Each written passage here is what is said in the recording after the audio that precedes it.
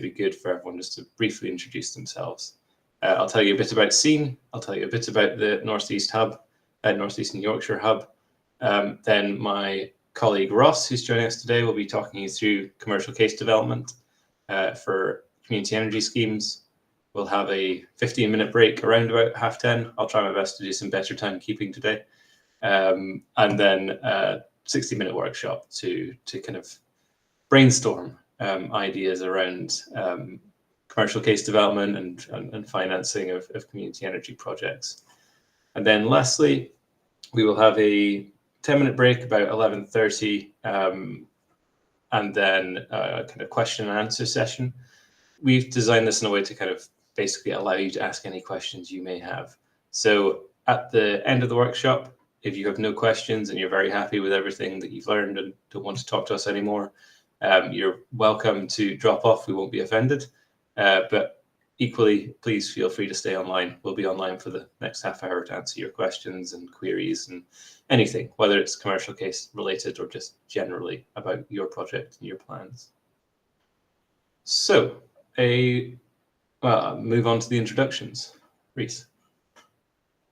So here we're just looking for your name, who you're representing, a little bit about your projects, if you have any in community energy, and what you want to get out of today. Very quickly from SEEN side, so my name is Sandy Robinson. I'm director at SEEN. I'm the workshop lead, so I'll be kind of talking a lot today. Apologies, you have to listen to me. I have a background in climate science, but I've worked in community energy specifically for the last 11 years, developing everything from wind turbines to heat networks across the UK. I'm here with my colleagues, so Ross. Yep. Hi, everyone. So I've been working in the community energy sector for a couple of years now. And before that, I was working in kind of macroeconomics research. And so I'll be talking about the commercial case for energy today. Thanks, Ross. And then Reese. Morning, everyone. Nice to see you all again. I'm Reese. I'm a consultant at SEEN's Liverpool office. I've also a background in environmental science originally, but now I spend a large part of my time conducting energy assessments for buildings and businesses looking to improve energy efficiency performance, really. I'll pass over to Hilary, I can see on my screen. Good morning, I'm Hilary Anderson. I've got a background in design and innovation, and I work for the Rural Design Centre. I'm here today because I'm interested in putting a bid in for the Community Energy Fund on the 13th of October. I'm just here for a few tips. That's me. Thanks. Anna, do you want to go next? Good morning. I'm Anna Revel. I am a Climate Action Officer with Community Action Northumberland. I'm just starting a new project with them, having been a domestic energy advisor for about 18 months. I'm now moving on to a decarbonising project, and that will be working with householders and community groups and seeing what we can do. So I'm just here to learn a bit about community energy. Thanks, Anna. Ian, you're next on my screen.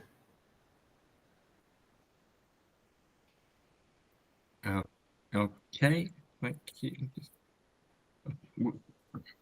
Okay, good morning, everybody. Nice to see some faces again from a couple of days ago.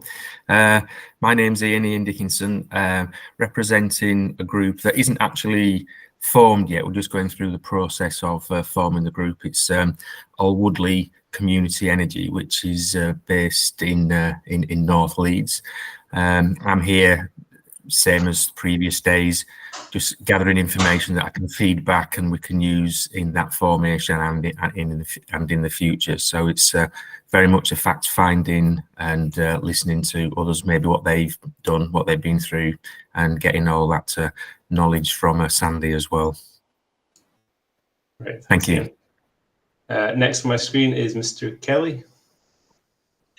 Hi. Yes, I think I must be the newbie, so hello to everyone. My name's Paul. It's not C. Kelly. My wife's got a Google account, and somehow that seems to have found its way onto this. I've never used this platform before, and I've no idea how to change it, but anyway, it's Paul Kelly. I'm director of the Settle Energy Local Club. We must be the most westerly bit of the Yorkshire Empire, I think. The Energy Club is just about to launch with rooftop solar generation.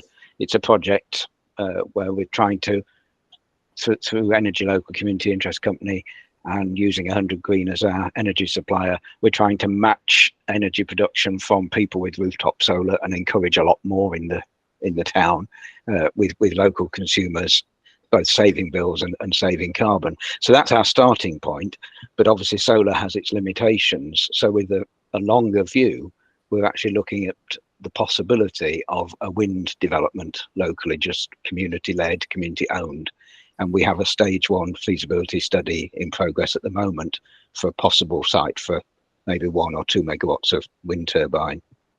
So I'm here really just to start learning about how you might put together a commercial case for that. It's very early days for us. Okay, great. I'm actually aware of your projects. So yeah, great to see. And it sounds like you've taken on one of the more difficult commercial models with the Energy Local approach. So yeah, I'm interested to hear your thoughts on that. Sure. So Leanne, next. Get my microphone on. Morning. Nice to see everybody again. Yeah, background, environmental campaigner, food and energy for many years. I previous director Zero Carbon Yorkshire and helped set up a network of community and renewable energy groups across Yorkshire. It's quite some time ago. I've had quite a long gap since getting back into it. I'm based in Hull, and there's not as much going on around here as there should be. I look at community energy runs maps and say large gap around here. So I'm wanting to sort of initiate, get things together, get people together, trying to encourage people to take that step to develop projects. So kind of like looking to build a network and work with local people and local projects to get off the ground, really. Great, thanks, Leanne. And then last but not least, we have Sue Manson from the Net Zero Hub. Hello, morning. I think I know most people, but yes, I'm Sue Manson, Community Energy Development Officer for the North East and Yorkshire Net Zero Hub, who, as Sandy said, is hosting these workshops. I cover the whole region, and my remit is to engage and support with community energy development from initial idea through to investment ready stage, and that can be through signposting, linking people together, providing information, support with either our funding or directing people to other funding, sharing models, and generally trying to support groups moving forward. One of the key, just a little pitch, one of my key ways of engaging with groups and getting information out there is through our mailing list. I think most of you are signed up, but if not, please can I encourage you, and I will put the link in the chat, and or email me direct and I'll sign you up. And there's a number of groups here which I'd very much like to follow up with, so I will do that separately. And just also to mention that in the new year, we will be planning one-to-one, 1-hour advice surgeries for the same topics as these workshops. So you'll get information if you signed up for the mailing list. So, you know, hopefully if you develop your projects a bit by then, we'll give you an opportunity to come and ask questions direct. So I think that's about it for me. Brilliant, thanks, Sue.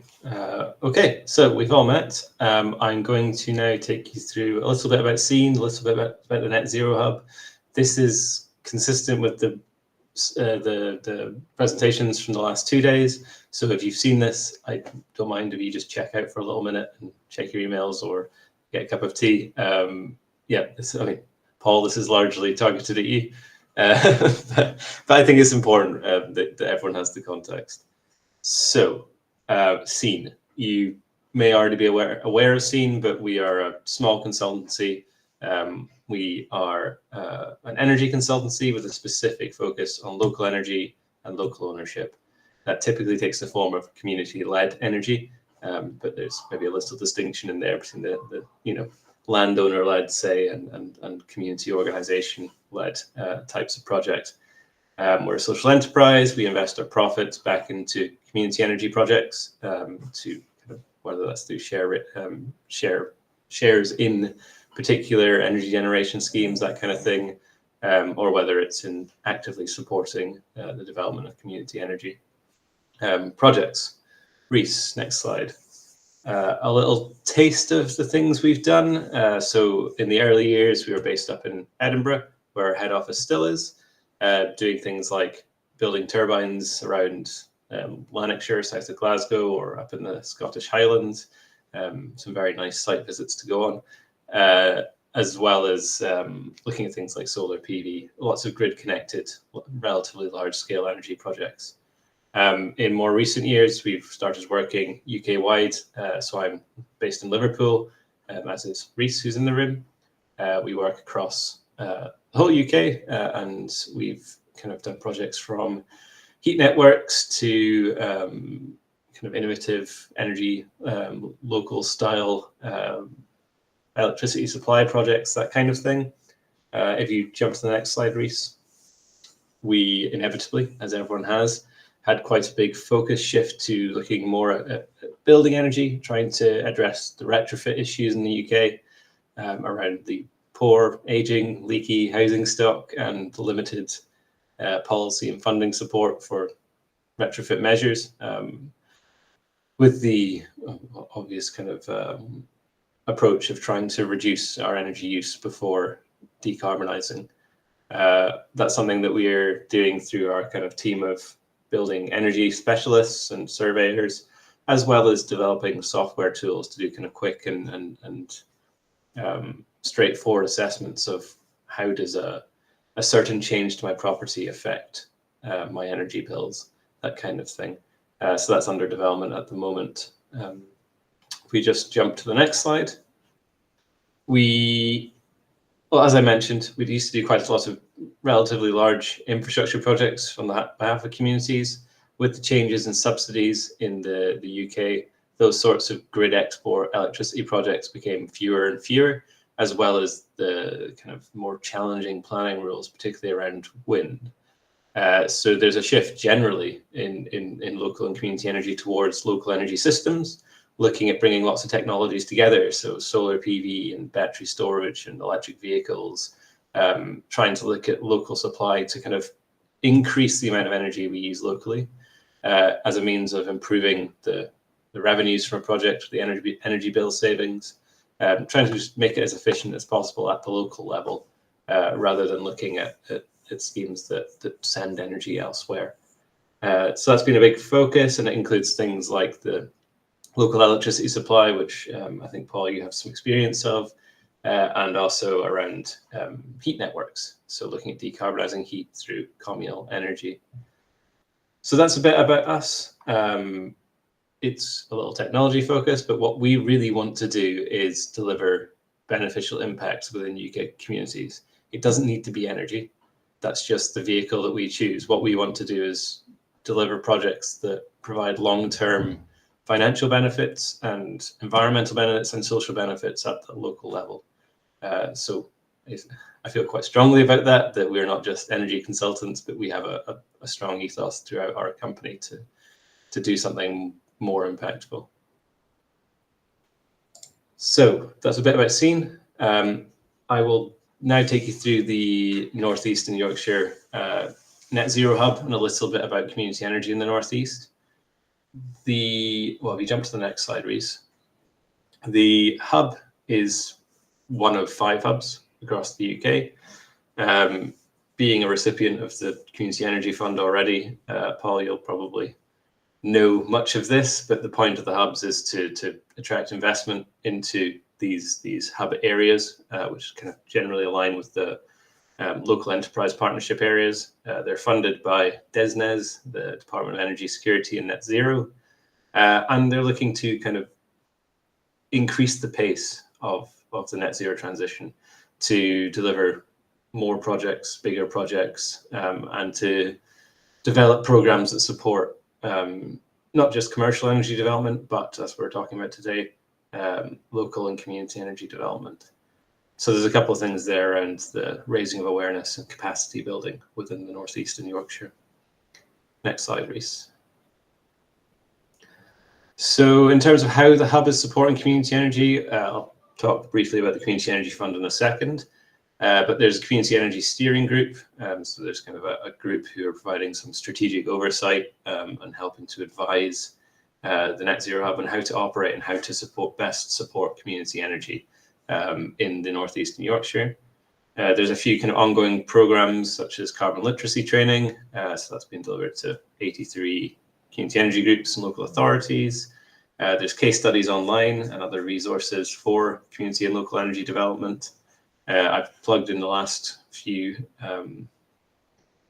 workshops. There's also really good resources online at Community Energy England if you want to know about the whole project development journey, as we were talking about yesterday, in fact, and all the things you might want to know and resources you might need to develop a community energy project. Then Community Energy England is a really good place to go. They've got a lot of content and a lot of expertise. So back to the Net Zero Hub, they've also been subsidising energy audits for community buildings, so taking a direct kind of funding approach to community assets and trying to get the ball rolling on that front, as well as the surgeries that are upcoming in the new year, I think you said, Sue, and these workshops. So that fills the kind of capacity building part of the programme. Trying to kind of do some knowledge transfer, not just from ourselves as consultants who have experience with these projects, but between the group we have in the room and we've had in the room over the last few days.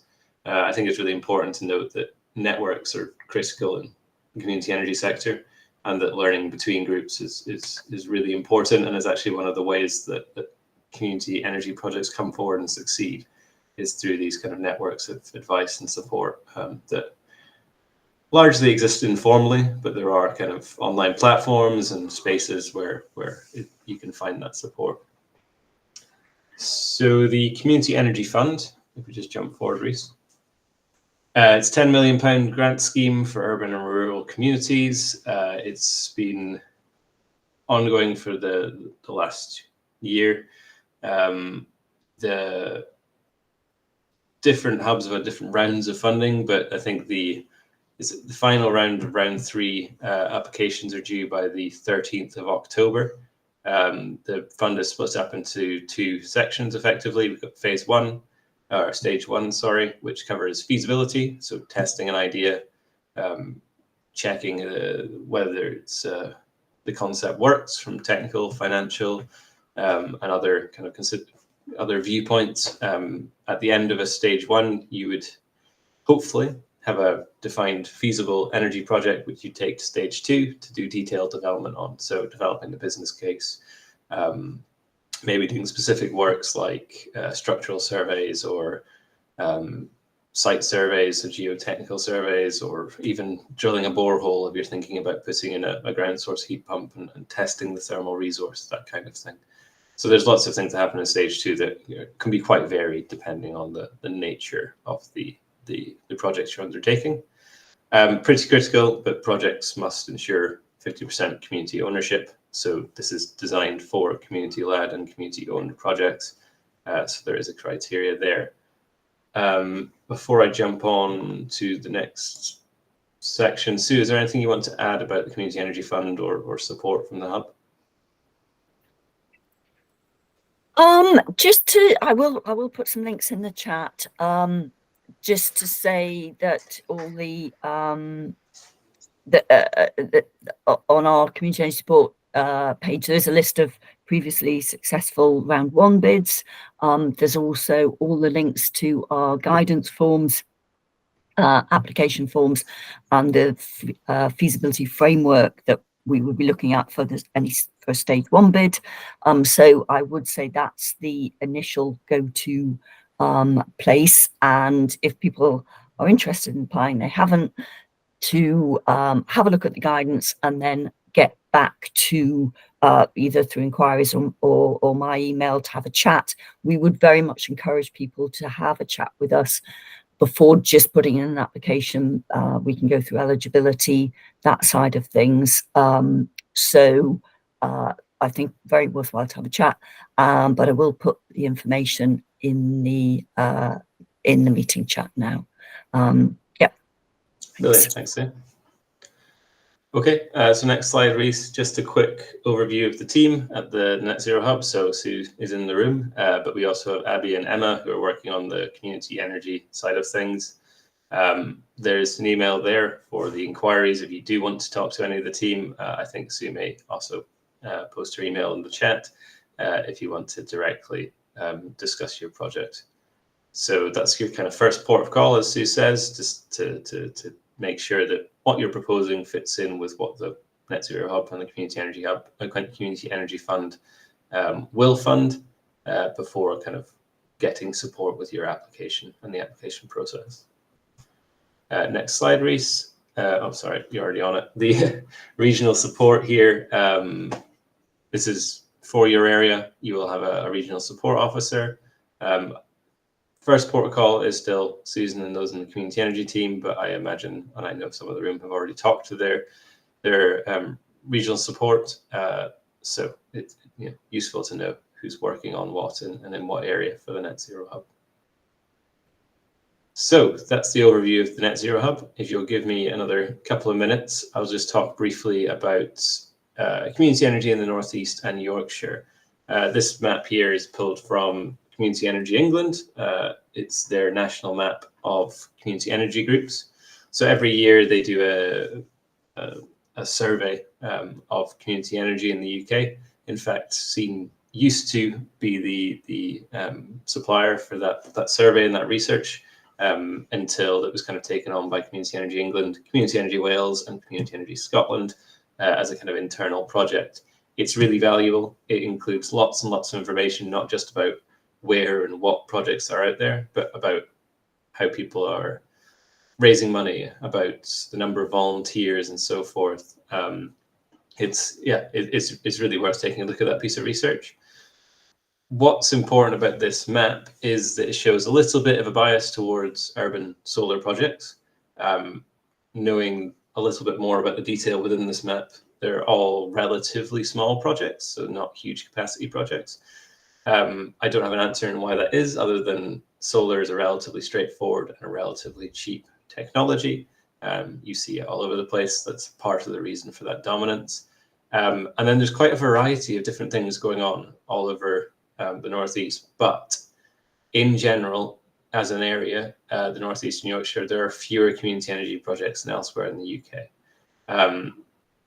I am based in Liverpool. There aren't so many in the Northwest as well, to be honest. But compared to, say, the southeast of England, there are far fewer projects. I'm not going to give you an answer or an answer exactly why that is, but I think it's important to say that this should be looked at as an opportunity. There are networks and there is funding for projects in the Northeast. There is a wealth of experience nationwide in terms of community energy development. So the Northeast, there are sites and there are communities that can and should be taking on energy projects. And there's the potential of really significant and long-term impacts to communities in the Northeast and Yorkshire from the development of energy projects and low carbon projects. This map does not reflect every project installed. Some of these are kind of projects in the making. I think at the last fund, the Rural Community Energy Fund, which funded only rural projects, but it's effectively the precursor to the current Community Energy Fund. There were 41 projects in the Northeast and Yorkshire. Those projects are probably, well, in fact, largely are still in the project development process. They may have found out that they have a feasible project and they're now working through the steps. We had someone here yesterday who was saying they spent, I think, 5 years developing a solar PV array, a ground-mounted solar PV array, a pretty sizable one. But you can see that it takes patience and it takes time. So we'd hope to see from the Rural Community Energy Fund projects coming through in the area. Similarly, from those who might get Community Energy Funds, so the current funding round, current funding program, we'd like to think that we'd see those projects coming through, such as yours, Paul, in the next few years. So this map may change significantly.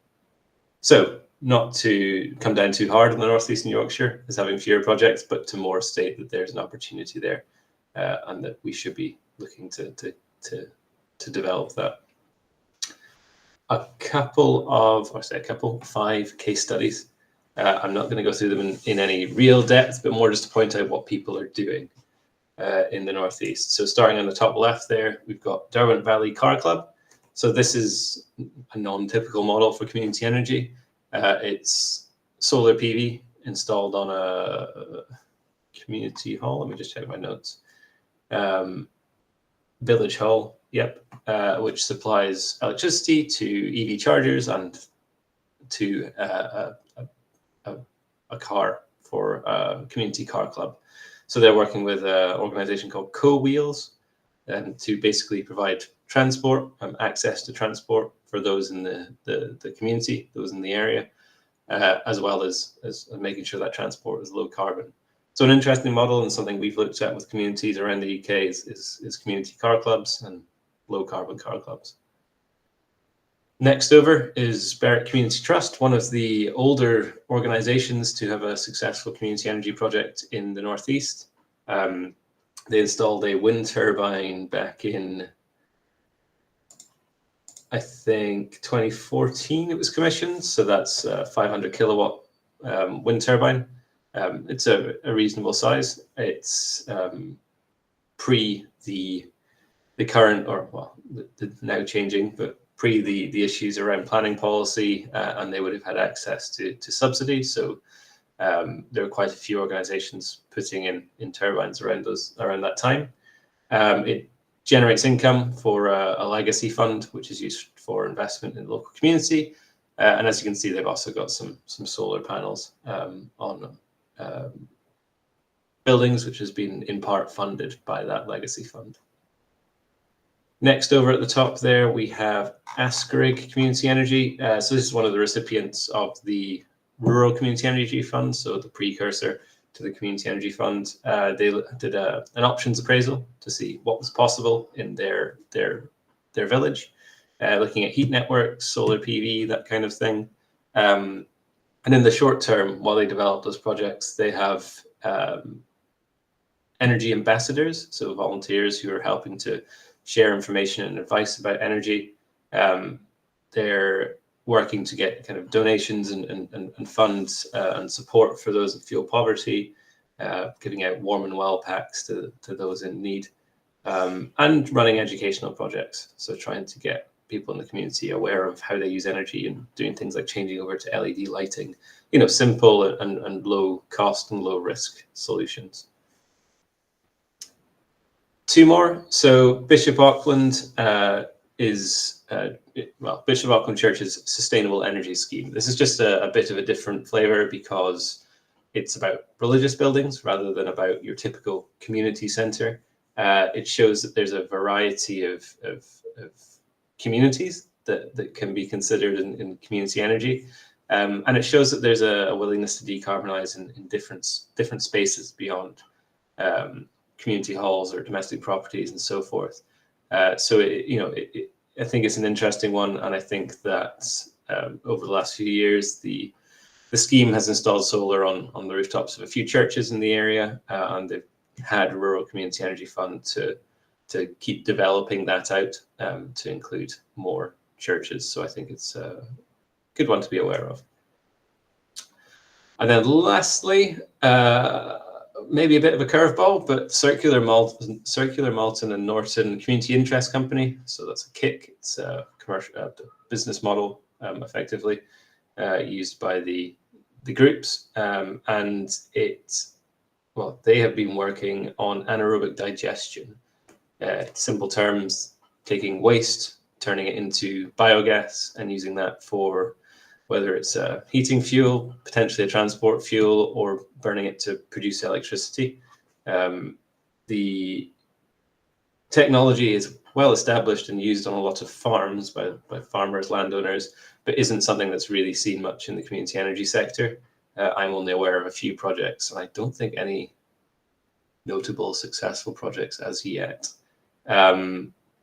They also receive money through the Rural Community Energy Fund, and they've got 2 sites they're still working to develop, and that's biogas for grid injection, so into the gas grid as biomethane, or to use as a transport fuel. So again, taking a little bit of a different tack to most anaerobic digestion projects. But again, something unusual, and just showing the kind of variety of projects that are out there.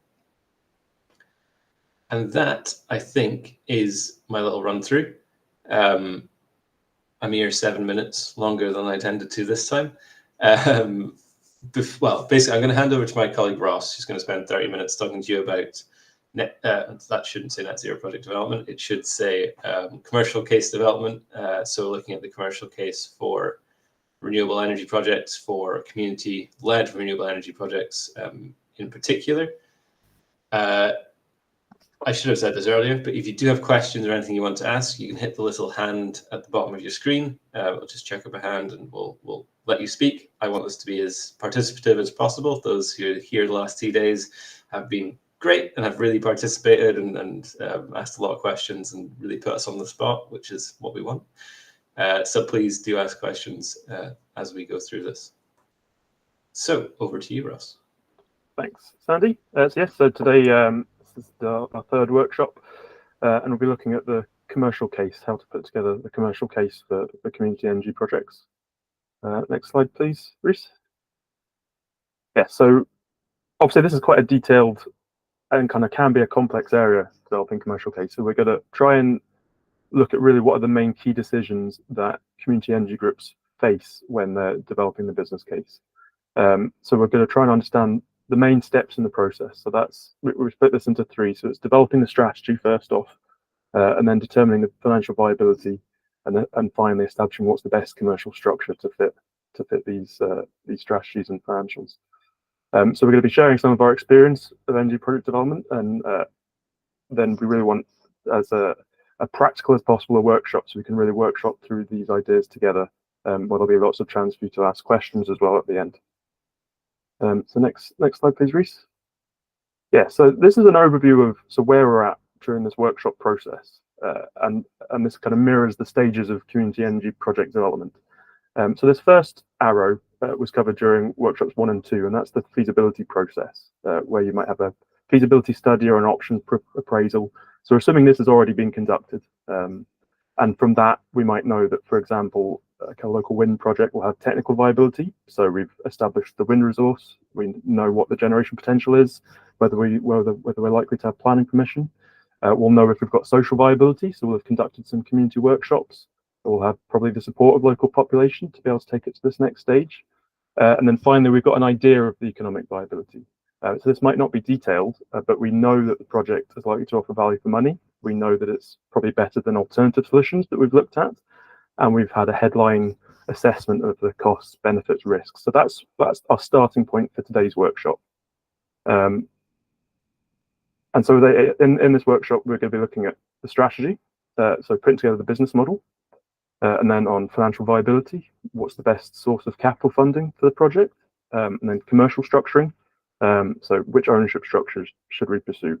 And then that final arrow is workshop 4. So workshop 4 will pick up where we left off today, and that's going to be looking at kind of procurement and what your governance models are. And that's the last stage of the process, really. Next slide, please, Reese. Yeah, so first off, let's look at establishing the strategy. It's really important to have clarity on strategic fit and what the business model is likely to be at the start of the process. Reese? So you can't really establish the commercial case or business case without having a really good idea of what your project objectives are, what the strategy is.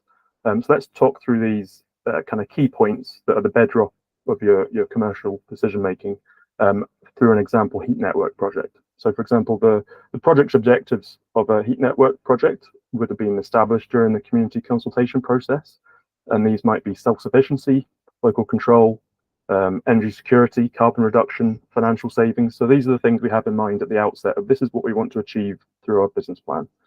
And then strategic fit. So identification of this might be kind of, are the community currently off gas grid?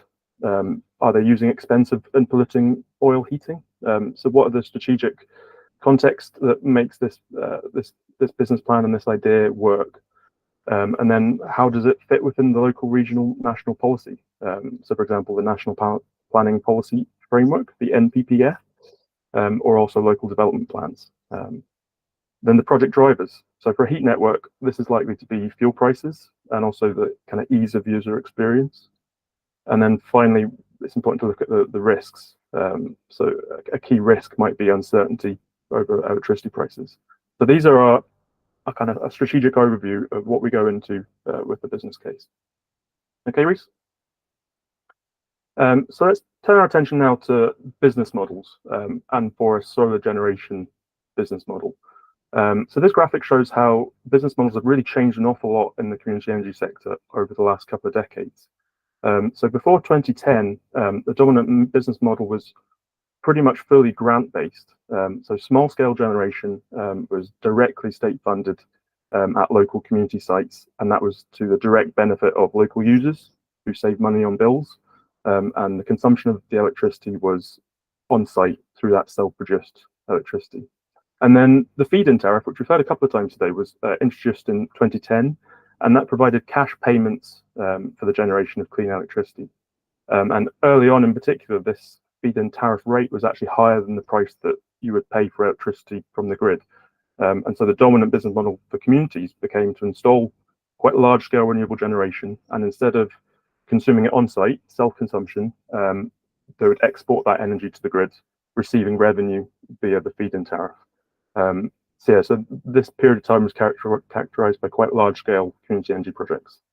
But since 2019, that policy has ended. But thanks to real kind of rapid developments in technologies, we've got a real broader range of other business models that are now open to communities. These can kind of be summarized into two categories, either revenue-based or savings-based. So revenue-based, kind of generating revenue via the sale of the electricity, whether to local businesses or other users, and then savings-based. So generating savings for the community via direct bill savings via self-consumption, that the energy stays in the local community. Reese, next slide, please. So this looks quite complicated, but let's go through it kind of line by line. So these are the kind of current business models for community energy generations. So the top half is local supply models, and the bottom half is external supply. So external supply, you're exporting electricity beyond the site.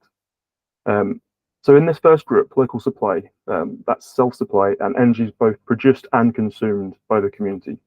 So the term for that you might have heard is prosumer, both a producer and a consumer. So these are typically savings-based models. So the main financial benefit here is the reduced energy bills for the community. And these models are typically the ones that provide the biggest benefits for the community. The community retains all the benefit. They retain control, but they can also be more complicated to establish. And there are some risks that are borne by the community. So the top two examples here, self-consumption and private wire, these are the most common examples. So self-consumption, that directly lowers bills at the site, but it's of course limited by what the demand of the site is, how much energy consumption does the building use. And then private wire, so this enables direct supply to nearby buildings, such as local businesses, schools, housing blocks. There are increased costs associated with this through establishing the necessary infrastructure, but the energy is sold on a contracted basis, so you've got a really reliable revenue stream. And then microgrids, a little bit less common, but this enables independence from the grid, and is particularly useful in kind of rural areas where there are issues with energy security. And then virtual private network. So this is a more innovative approach to self-consumption, and SEEN's been doing a few projects on this.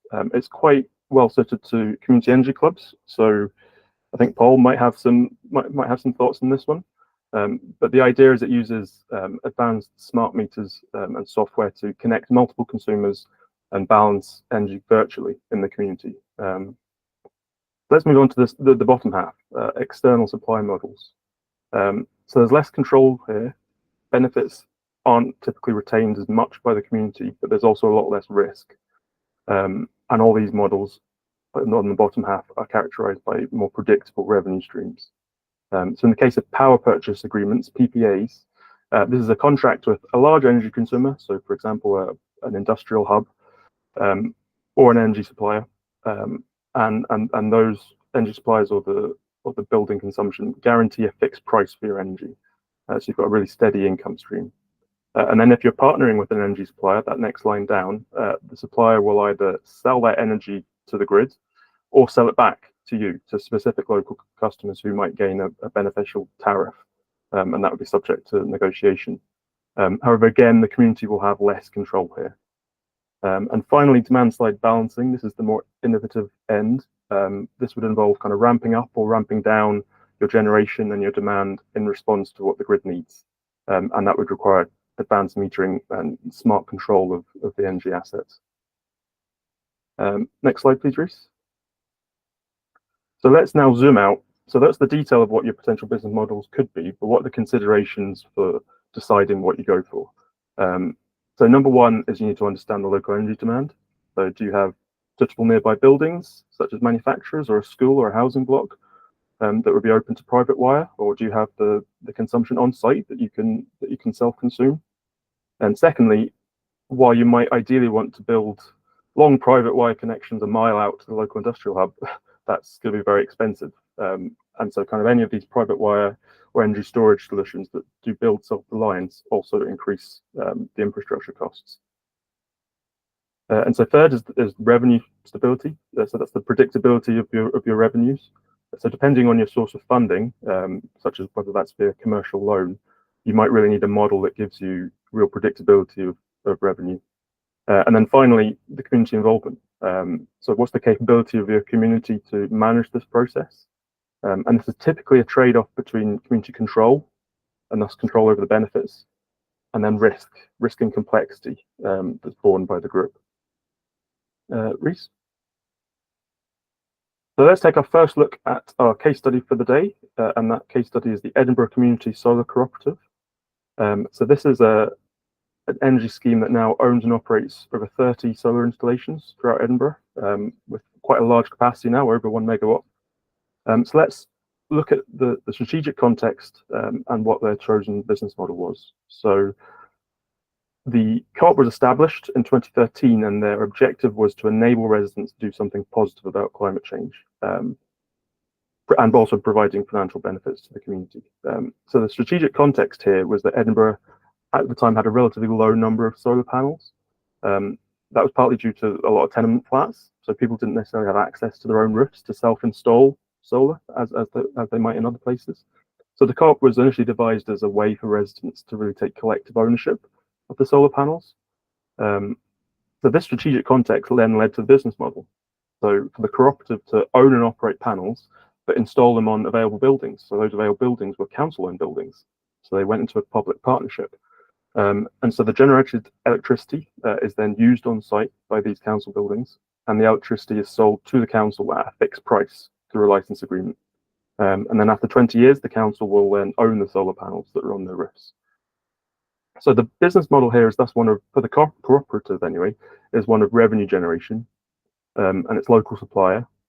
You could call it private wire, you could call it self-consumption, because the energy is really produced by the cooperative and it's sold private wire to the buildings, to the councils.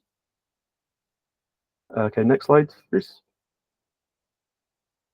So to recap, so we've established the strategy, that first part of the day. So that's what are the strategic objectives, and therefore what is the best business model. So next we're going to be looking into the financial viability. Okay, Reese? Yep, so this is going to be looking at the source of funding, any kind of local and national funds that we might be able to tap into, and also how does this kind of pay into the financial flows. Okay, Reese? Okay, so to simplify it down, there's broadly four sources of capital funding. So the first is community shares. So this is where local people buy shares in a project. They become co-owners and they receive a fair interest on those shares that's taken out of the project, the profits. So next, commercial loans. So those are from banks or specialist lenders. Of course, this must be repaid with a fixed interest rate. Third is community bonds, and this is where the Energy Society would offer bonds to local people and investors as effectively a fixed interest loan. But in this case, the bondholders are not members, they're not co-owners, and don't get a vote. And then finally, grant funding. This will be fairly familiar.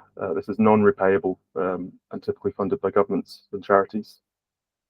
So the graphic on the right, I find this quite interesting. So I'll try and talk you through it. So, yep, I think Anna's got a hand raised. Sorry, it was just a quick question about the community shares. This is not an area I have knowledge of. Do you have to be connected to the community, or can anybody buy them anywhere? So, I do have a couple of slides coming up on community shares, so I'll cover it there. But the answer is typically there's a priority window for local people, but then it does often then open wider. So it opens wider to the region, but there is normally a priority given to the local people. Yeah, so this graphic on the right shows a breakdown of how these funding sources play into community energy projects. So the bar on the left is looking at community energy projects that have source of capital less than £200,000, so relatively small scale. And you see here that the overwhelming majority comes from community shares, and then a small amount loans and a small amount grants. And then if you look in contrast on the right bar, that's projects that are over £1.5 million capital requirements. And there you see that the overwhelming majority here is commercial loans. So your source of funding will likely depend on what the overall amount is you're looking for. And next slide, please, Reese. Yeah, so now we're going to look into more detail on community shares, because I know that will be of interest to a lot of people. So this is a form of equity investment. So this means that local people are becoming co-owners when they buy the shares. They have voting rights. And this is a particularly democratic form of ownership because it's one member, one vote. So no matter how many shares you own, you get one vote. And then shares cannot increase in value. So this is not like owning stock market shares, but the shareholders do get a fair interest that gets paid out of the profits. So the pros of this form of financing is you're tapping into one of the largest forms of capital out there, and that's people's savings. So people's savings are a larger source of capital than any bank and any hedge fund, and communities have an opportunity to be able to tap into that. This model also builds community ownership and engagement in the project because local people have a direct stake in the success of the project. And also, as a benefit for you as the Energy Society, the interest paid is around 2% cheaper than it would be for commercial finance. So then the cons, it's very dependent on local engagement levels, and it requires a spend on marketing and outreach campaigns. And at the outset, you're going to have quite high uncertainty about whether you're going to raise sufficient capital. And the cons from the point of view of the shareholders, financial returns can be modest, and it depends on the profitability of the enterprise. But typically here, the focus is as much about social impact as it is for financial returns, and people want to invest in their local community. So this form of financing works best for projects that have a really strong community backing and the potential for long-term stability. And as we saw on the previous chart, it's probably best for projects that are looking for less than 1.5 million. You're dependent on the local population being able to raise the sum that you need. And also, it's worth noting here actually that community shares should only be used as the main source of capital for a project. So you don't want a minority of your funding to come from community shares. And that's because for community shareholders, the returns are only paid out for profits. So if instead of majority community shares, if the majority is commercial loans and you've only got a minority of community shares, that means that the commercial loans are taking precedence when you're repaying interest. So all the risk is shifted onto this minority of community shares. We may not get a return if the project underperforms, and also it pushes the return that they're going to get into the tail end of the project. So if you're going to raise funds using community shares, it should really be the majority of the funds that you're raising. Next slide, please, Reese. Yeah, so let's look again at our case study. It's the Edinburgh Solar Cooperative. So their source of funding was via community share raise. and they raised a large amount of money, 1.4 million, and they've subsequently raised more, another 600,000, I think, in 2020. But again, we need to look at the strategic context as to why they were able to raise this sum. So there's a large local population, obviously it's a city. There's a really quite big untapped demand from local people who might have otherwise installed solar on their roofs, but they can't because they live in tenement buildings. So there was a large demand for this community share raise that might not be the same elsewhere. And then in this case study, so investors obviously became members of the cooperative, and they have a fair interest paid to them every year, and it's been quite successful. The return is capped at 5% every year. But then there have been quite a lot of surplus profits, and so surplus profits are then allocated to a community benefit fund. And so, for example, this year, the fund is providing £6,000 grants to enable small solar installations on other community buildings. So you can see this is quite a self-sustaining model, that through the community benefit fund, you're able to spread even more solar development. So the project's able to fulfill its objectives here of providing clean power, financial returns, and in a self-sustaining way. And it really does tap into the high engagement that there was in the community. Next slide, please, Reese. So commercial loans. So this gives you an opportunity to access larger sums of funding, typically provided by banks or specialist lenders. Triodos Bank, a particularly a large player in the energy sphere. So the pros of this, obviously you've got larger sums of money available. Ownership is retained by the society, so you're not diluting ownership. You can see that as a pro or a con. I tend to see community ownership as a pro, but if you want to retain control within the directors of the society, that's a benefit. On the cons, interest rates are typically around 2% higher than you would pay for citizen finance, and also arranging this finance can be pretty costly and difficult. And then the main one is you've got an obligation to make regular payments. So regardless of how the project performs, you've got financial pressure on because you have to repay the interest. So you'll likely have to build in a larger risk buffer when you're designing the project than you would for commercial share raises. So this all means that commercial loans are best suited for projects with quite large capital requirements, and you need a clear, reliable source of revenue. Next slide, please.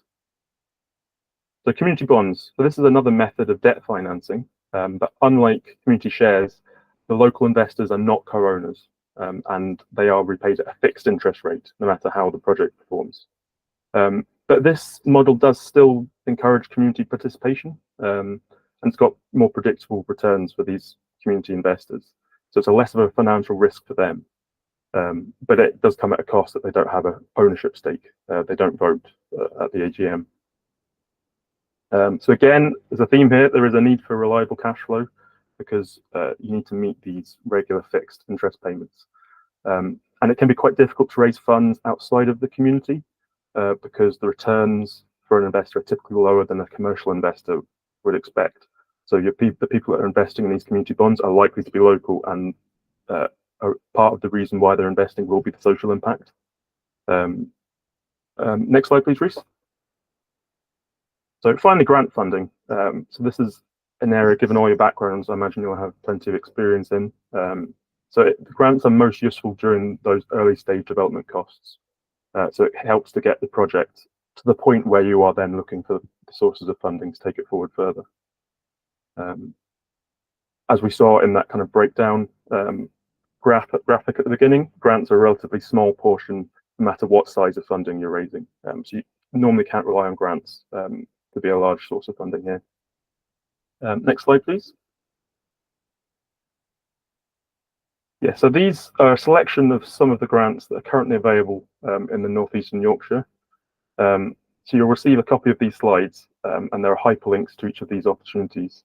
And also, I'd encourage you to approach the Northeastern Yorkshire Net Zero Hub, who are really obviously knowledgeable on what the local grants are that are available.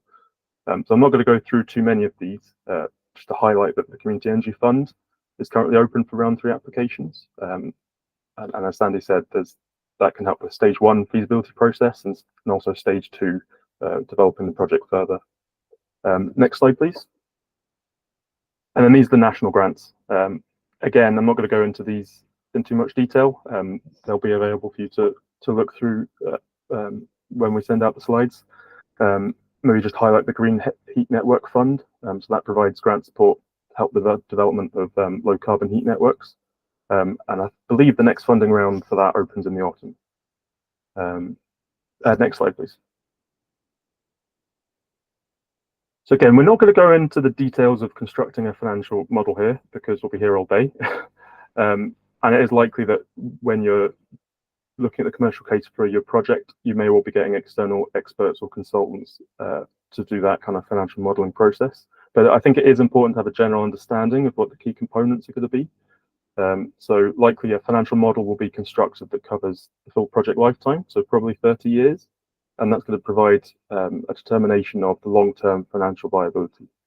And from our previous look at business models, we can see that the main revenue streams are likely to be either energy sales or via direct savings, and you might have a small amount of government subsidy and incentive, such as the Smart Export Guarantee. That's the rate that you currently get paid when you export energy to the grid.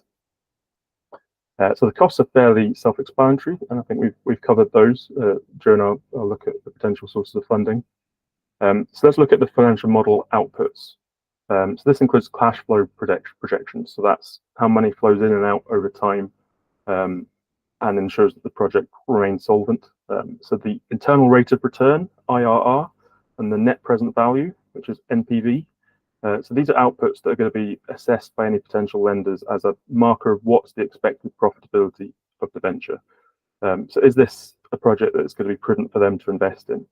And you'll likely need a higher IRR, internal rate of return, if you're seeking commercial loans than you are if you're doing a community share raise.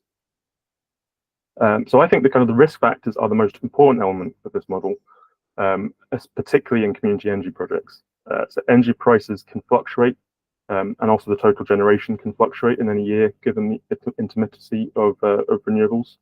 And also there could be impacts of breakdowns or other stoppages. So the financial modeling stage is a really important place where you can test these worst case scenarios, and you know whether you're still going to be able to repay your debts and keep the project prudent and viable. Next slide, please, Reese. Okay, so to recap, we're getting there. We've done 2 out of the 3. So we've done our due diligence on the financial viability, and we've established our source of funding. We've put together our detailed financial model. So we're in a good place now. So let's look at the commercial structure. Yeah, so here we're going to be looking at what's the ideal ownership model, and who might our project partners be. So the key considerations of choosing an ownership model. First up, what's the level of community involvement that you need to meet your project goals? So actually less direct community involvement might be fine if your main objective is delivering a service. If that service is delivered, you might not need the community involvement. But if you want to retain the full financial benefits within the community and kind of have that active community decision making, you are going to require a level of control.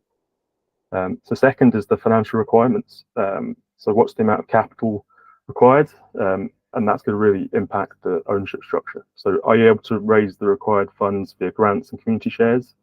And if you're not, then partnership with a private entity may be needed to attract that required investment, but it is going to dilute your ownership and control. Third is your risk tolerance. So how much financial and operational responsibility are you as an organization willing to accept? So again, partnerships with an external organization can really help you reduce the risk. And this is linked to the capacity of the group, that next point. So what's your legal and administrative capacity to be able to deliver this venture? And finally, you have to consider what ownership model aligns best with the long-term goals. Go back to the start, what were your strategic objectives, and what's going to be sustainable for the long term?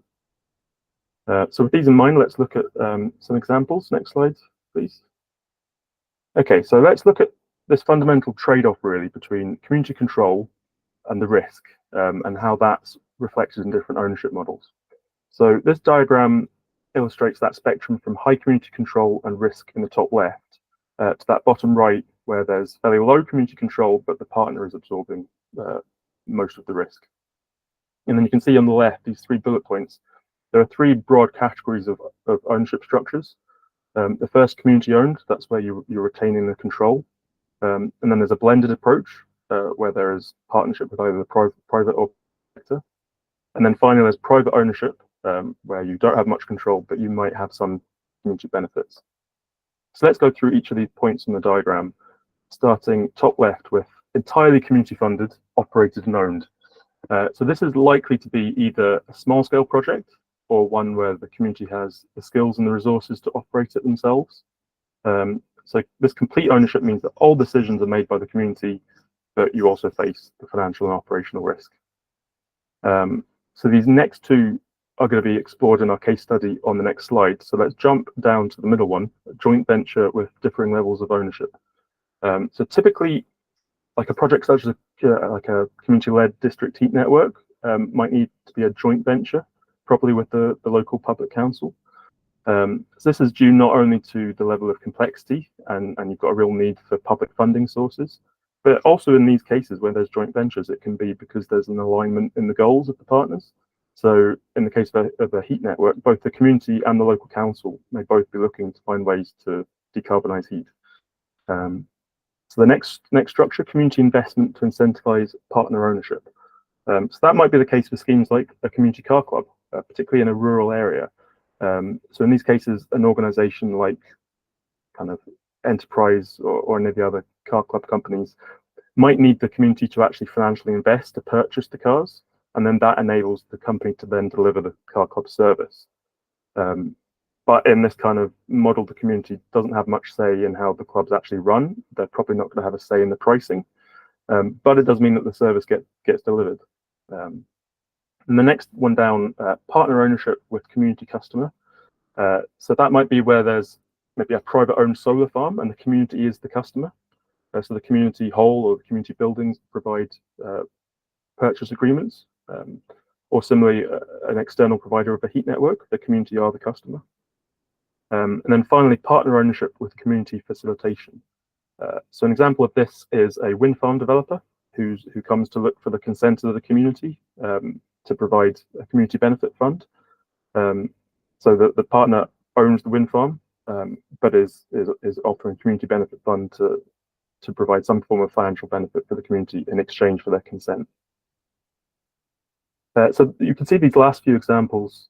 Sorry, previous slide, Reese. Yeah, I just want to say you can see in these last few bullet points that these are typically where a service is being provided that might not otherwise have happened. So in these cases, seeding control shouldn't be necessarily looked on as a negative. It can be a real positive because it can enable a service that you wouldn't get otherwise. But of course, it does really depend on the goodwill of the owner and who you're partnering with. Okay, thanks, Reese. Yeah, so let's look at these two towards the top through our case study of the Edinburgh Community Solar Cooperative. So the community members do have quite a good level of control here via the annual general meeting. They get a say in how the business is run. But there are also elements of partnership with the private sector. So Energy for All, for example, helped organise the share offer, and they do provide ongoing management services. So the society would likely not have the administrative capacity to be able to deliver this scheme on their own, so they need a contracting partner. And then the next one down, there's also public partnership. So obviously Edinburgh Council here owns the buildings that the panels are on, and after 20 years they're actually going to own the panels themselves, and they're involved in delivering the license agreement that does provide that stable that stable revenue stream, and a platform for the continued growth. So because of that partnership, the scheme is still adding new solar installations year on year because you've got that ongoing relationship. It's not just a one-off project. Okay, next slide. Okay, so let's have a recap of what we've covered. So we've looked at the strategic fit. We've established our objectives and therefore found a business model that works for us. And then with that business model, we've looked at the financial viability. So what are the sources of funding? What are our considerations for funding, and where might we be able to kind of deliver these funds? And then finally, the commercial structure.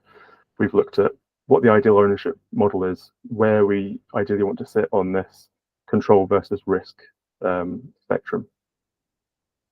So then on Tuesday, the final workshop, we're going to be picking up from here and looking at the continued elements of the commercial process, which is how to set up your governance infrastructure, whether that's a community benefit society or a community interest company, and then what the procurement process is.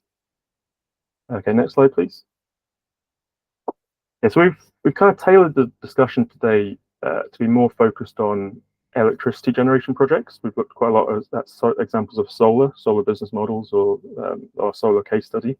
But I really like this chart because it shows the variety of community energy projects that are under development at the moment. And it's really quite exciting because, unlike a couple of decades ago, there's a real breadth of ways that communities are taking ownership of their own solutions here. And these are all of direct benefit to local people across all sectors. So could be electricity generation, producing clean energy, it's affordable, but it can also be designing local heat networks. It can be active travel schemes, car clubs, providing green spaces. So hopefully we end here on that hopeful note that there are a real breadth of ways that you can apply these commercial considerations to have community ownership over climate solutions. There are a lot of key strategic decisions to be made, but there are a lot of examples out there that you can draw on. Okay, so that concludes this whistle-stop tour of designing the commercial structure. I think I just about managed to do that in half an hour. So we're going to take a well-earned break now, I think 15 minutes. And then when we come back, we're going to kind of quite practically explore some of those concepts that we've gone through to look through scenarios and discuss what we might do in these situations. So thanks all for listening. It's 10:43 now, so I suggest we come back at 10:58 in 15 minutes. Thanks very much, everyone.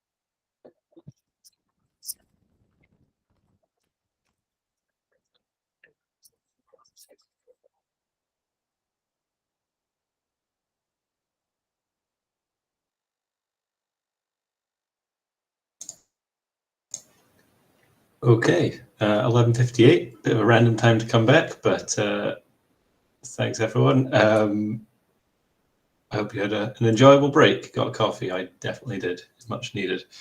I will hand straight back over to Ross now. This bit's the participative bit. I appreciate there's lots of new and potentially quite complex concepts and ideas coming out of this workshop. So feel free to ask the basic questions, to put forward your examples of where you're at in the process, that kind of thing. You know, we're looking for your knowledge, but we're also looking for you to ask whatever you want to ask. There's obviously a format Ross will take you through on what we want to do, and it's kind of like trying to guide you through this process. But yeah, it's a relatively open room for questions and discussion. So over to you, Ross. Yes, definitely. Thanks, Andy. So yes, the idea of this workshop is to hopefully explore some of those concepts in a slightly slower pace, a more kind of participative format where we can really talk through scenarios together. We can talk through the pros and cons of various business models or ownership structures or ideas that we have. So for our first scenario, so what's going to happen is I'm going to set up a scenario. So these are the kind of underlying strategic objectives. What's the strategy we have for a particular community energy idea? And then together we're going to talk through, in turn, what we think the ideal business model, the ideal source of funding, and the ideal ownership structure are going to be given this strategic context. This is a way for us to recap what we went through in the presentation. So for scenario A, so we've got a small community based in a rural village in northeast England, and they're developing plans for a 50 kilowatt solar array on a community-owned parcel of land that's adjoining the community hall. So in terms of what's nearby, it's quite a rural village, but there's a nearby council-owned school. There's some detached housing and a couple of small shops. And then we've also got some large manufacturers, but in a neighbouring town, so likely a mile or two away. So the community group have quite limited experience of community energy projects, and they've established with the community during workshops that their key objectives in order of priority are: number one, financial benefit for the community; number two is retaining community engagement; and number three is achieving net zero. So this is our context, those are our aims. So with this in mind, I'd like to go over to you. So what do you think the ideal business model would be for this kind of 50 kilowatt solar array on the community hall land? Let's maybe go through these in turn. So first up, self-supply, savings-based model is A. So this would be the community hall uses, self-consumes the energy and has the direct bill savings from it. And any excess energy it produces is then sold to the grid. So does anyone want to go first on what they think of this idea of a business model? Will this work? Will this work? What are the benefits of this?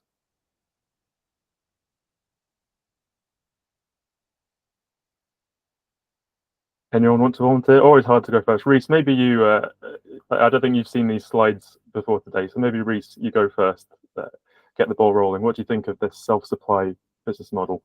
A community hall owning their own solar panels and using it on site. What might be the benefits and cons of that? That's a good idea.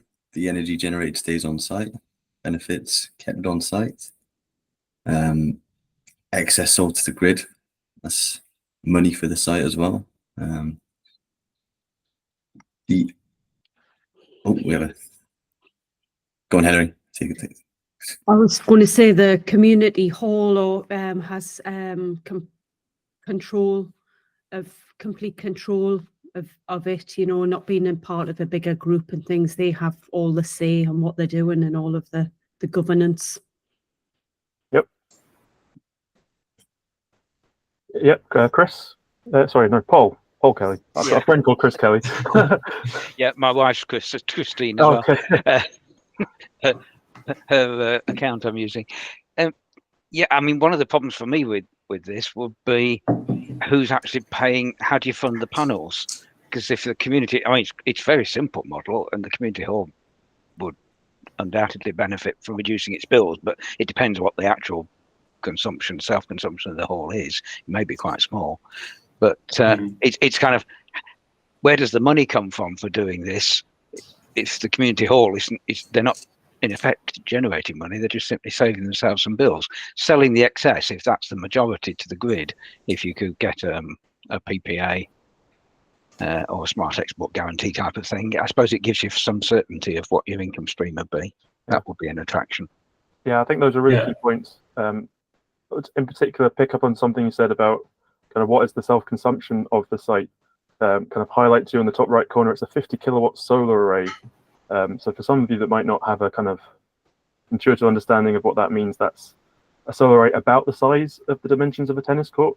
And it will probably produce enough energy, the equivalent of about 10 homes there or thereabouts. So there is a question of how much of this can the community hall actually build, actually consume themselves. And maybe if it was a 5 kilowatt solar array, they could consume that themselves. But yeah, there might be problems with this model. So let's move on to the revenue-based model. So private wire to local. Ross, I was going to add one point, so I should put my hand up, shouldn't I? Sorry. Hand up. I wanted to just talk about this very briefly from the kind of consultant perspective, in that this sounds nice and simple. It's, maybe it's suited to a group with only one person who's really got time to spend on this, and they think, well, let's do something really straightforward. From a consultant's perspective, give us a few months, and as Paul says, make sure the funding's in place. Then this is an unbelievably straightforward thing to do. You just get, quotations and get something installed on the roof. It may not make the most financial sense, though. As you say, if local demand's not big, you don't get paid a whole lot to export to the grid. It might end up being quite marginal. The other thing I'd say from the consultant is it's not very ambitious. It's taking the most basic kind of concept and saying, let's stick with that, when we already know from your description that there's lots of other opportunities, and why not at least look at them? Why not assess what the options are here, and then see what is possible, what's the maximum we can achieve.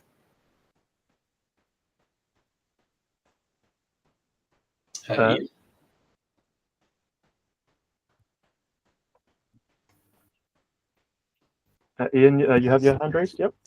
Yeah, thanks. Just taking it back to, again, really basic stuff. When you say it's developing plans for a 50 kilowatt solar array, what does that actually mean? Does it mean that's its maximum output at any one time? Is it 50 kilowatts over a year? What is 50 kilowatts solar array?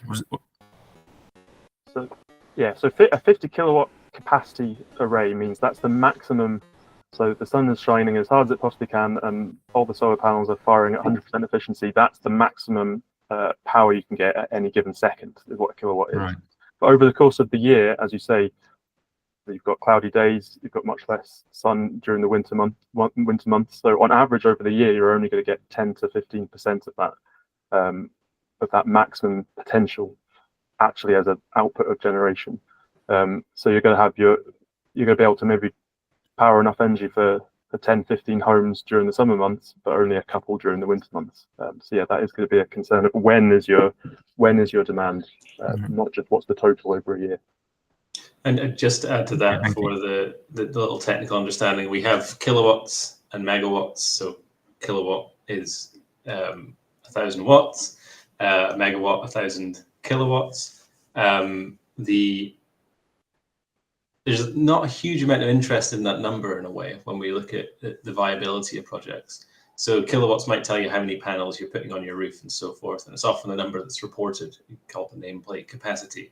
But actually, the generation is what we care about, which is kilowatt hours and megawatt hours, and that's generation over time, effectively. So how many kilowatts are you producing over a given year, for instance? Right. Could I just ask as well, if you buy I don't know if solar panels, if you buy a certain size, are they standard? So if you buy a 1 meter by 1 meter solar panel, do they all give out a defined amount of energy? I'm just thinking, can you get smaller ones that have got a greater output for maybe smaller roofs, for example? Yep, there's lots of different designs, there's lots of different sizes, there's lots of different material options. It's changed dramatically since Scene started operating, since I got involved in the energy sector, where we used to look at 250 watt panels, that kind of thing. They seemed quite great at the time. Now there's 500 watt panels, they've doubled capacity. Typically, when we're specifying, we might be looking at the 300 to 400 watt range. It depends on the manufacturer, and there's obviously, the better they are, the higher the cost, like any technology. Thank you. That's useful. Thank you.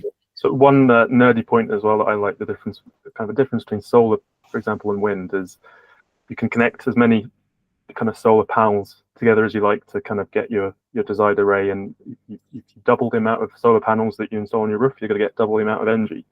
But if you double the size of your wind turbine, you're not going to get just double the energy out, you're going to get quadruple the energy out. So wind is very much based on scale. The larger the wind turbine, the larger the diameter of the blades, you're going to get much more energy out at the end. Whereas with solar panel, it's quite well suited to communities and smaller schemes because it's very linear. So you double the amount of panels, you double the energy. It's all very proportional. Thank you very much. Thank you. Yeah, so maybe let's talk about that option B. So the self-supply revenue-based model. So you're going to get revenue by developing infrastructure of private wire to the local buildings. So what might these local buildings be able to help us with in this business model? What do you mean by private wire? So private wire was one of our self-supply business models, where there's a physical wire between the solar generation, which in this case would be at the land adjoining the community hall, to a nearby building, which will typically be quite close, a couple of 100 meters away. And that means that the energy will be able to be transferred along this electrical wiring and used directly by these nearby buildings.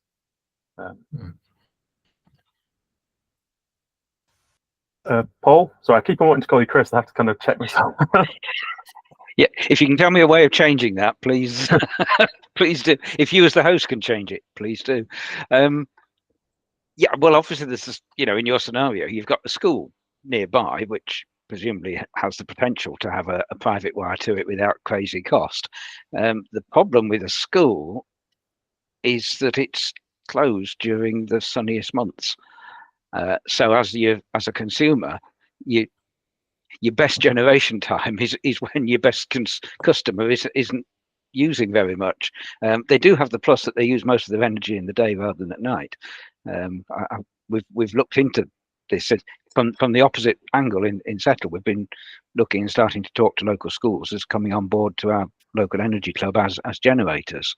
And whilst they would self-consume quite a lot, parts of the year, the fact that they're only there for about 35 weeks out of the year and they're not there in the sunny summer months could make them a very good generator. I think it make them a less useful consumer.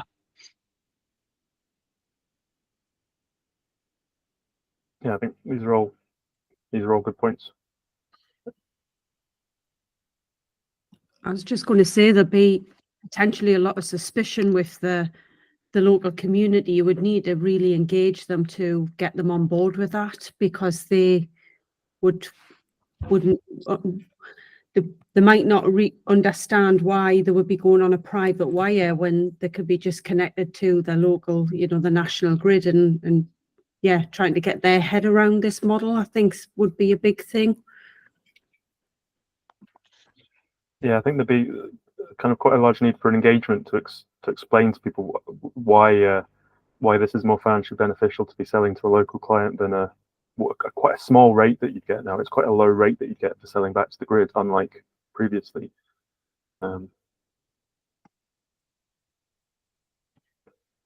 we move on to these options C and D. So these are the two external supply options. Let's cover these both off at the same time. So one option would be a PPA agreement with a manufacturer, and we know there's a manufacturer in the nearby town.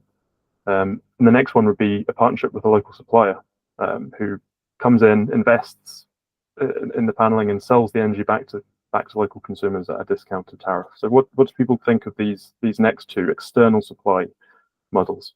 We're no longer using the energy within the community. Sorry, Ross, there's a question from Leanne. Oh, sorry. Yeah. Yep. Hi, sorry. I just had a thought. You know, when you're putting stuff on a school, you were saying that they're not using the energy during the summer. I mean, surely is there a way of using that energy somewhere else? So they're still producing energy and it's not getting used. Isn't that an asset? I can maybe take this one. So we've got a few scenarios. One where you power your own building, relatively simple. One where you send to grid, where you just need a grid connection and an agreement with the network operator and probably an energy supplier. And then we have this kind of private wire. That could be the connection to another building, so like the school. There's a regulatory issue here that gets quite complicated. But the basics are you can't just connect to as many buildings as you want and start sending electricity to different buildings.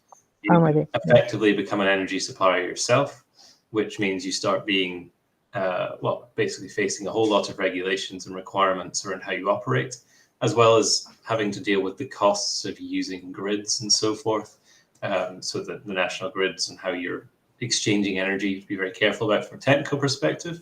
The long and short of it is it gets very complicated and very costly to do that. Regulations are changing kind of at the moment, and there's a kind of trend towards enabling local supply of electricity to multiple sites. But the reason you wouldn't look at it right now is just the cost and complexity of it. I see. So we're talking like sort of microgrids and smart grids for the way of getting around that, and that's more complicated than most small projects. Yes, very much so. I see. Yeah. Sorry. Yeah. Just there's a kind of exponential complexity and cost to this, and there's lots of ways around it that people are trying to develop, ways to enable you to have energy customers without without coming head to head with some of these regulations and legislation. Thanks for that. Yeah, I understand. Sue? Yeah. Yeah, no, it was just to sort of follow on in terms of the private wire. Just, I don't know if people are sort of entirely familiar with, does it mean you actually have to dig a wire between your generation and your supplier? I don't know if people are sort of familiar with the detail of what the private wire would mean, or is it more of a virtual sort of sleeving arrangement using existing wires through the network? So I just wondered, just to throw that in as a question.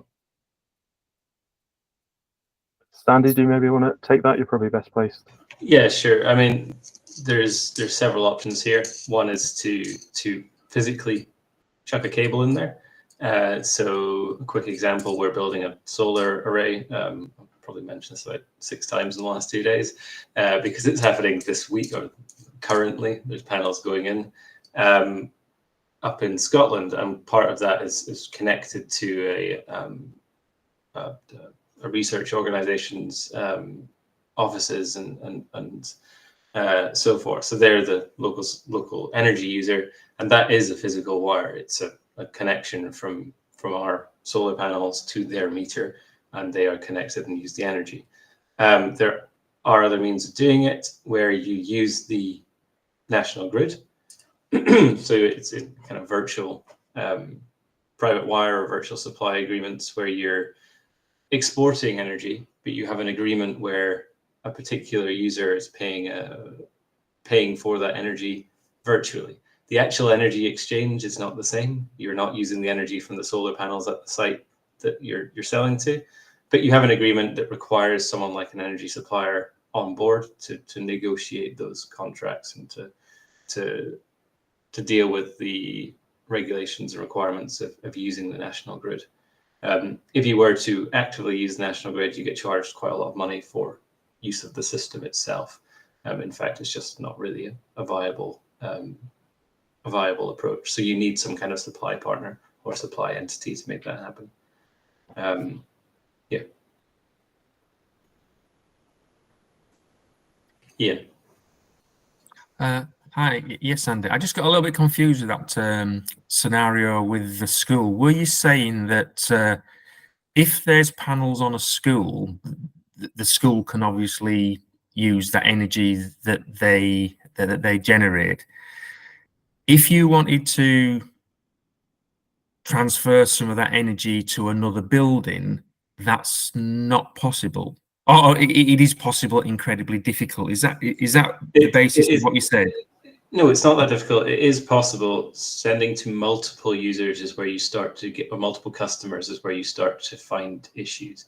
So if you had a school or a community centre generating electricity, and they wanted to sell to one nearby property via physical wire, or even a property that's not nearby via virtual supply, that's okay. That's viable. If you're talking about multiple sites, so say the school wants to send it to a community centre and an industrial site and some offices nearby, then it starts to become an issue. There are ways to sidestep things, but I'm kind of keen not to get too in depth on the regulations and regulations and models that you can use to do this, because it's quite specific, and it's largely something that community groups wouldn't undertake. Is that the same scenario that if the school decided to not put it on their roofs but put it on the edge of a field that they've got, or if the local community decided they've got a little bit of land, they'd put some panels on there, so this excess energy is then going to multiple buildings? Is that exactly the same scenario? It depends on the ownership model. So yeah, basically not on the roof, somewhere else. If you have to have an agreement with different parties to enable the supply, is more of the issue. It's, you could have a school that has 5 buildings on one site and solar panels in a field nearby that supply all 5 of those buildings, but they are all owned by the same entity, if that makes sense. So you're only supplying one customer. Then that is potentially viable without getting into the kind of minutiae of the technicals. What I'd say is I wouldn't particularly worry about this, other than saying, if you have the idea of something like solar on a school or solar anywhere, that thinking you can send it to whoever you like is maybe not going to be possible. But looking at one supply option is definitely possible. So one other user who is not yourselves or the building it's based on, for instance. Yeah, it's just that we'll be chatting to a local school within the next couple of weeks, just as more of an idea, are you interested stage. But it would be useful to maybe say to them, well, you have got roof space, but you've also got edges around some of your playing fields that are unused.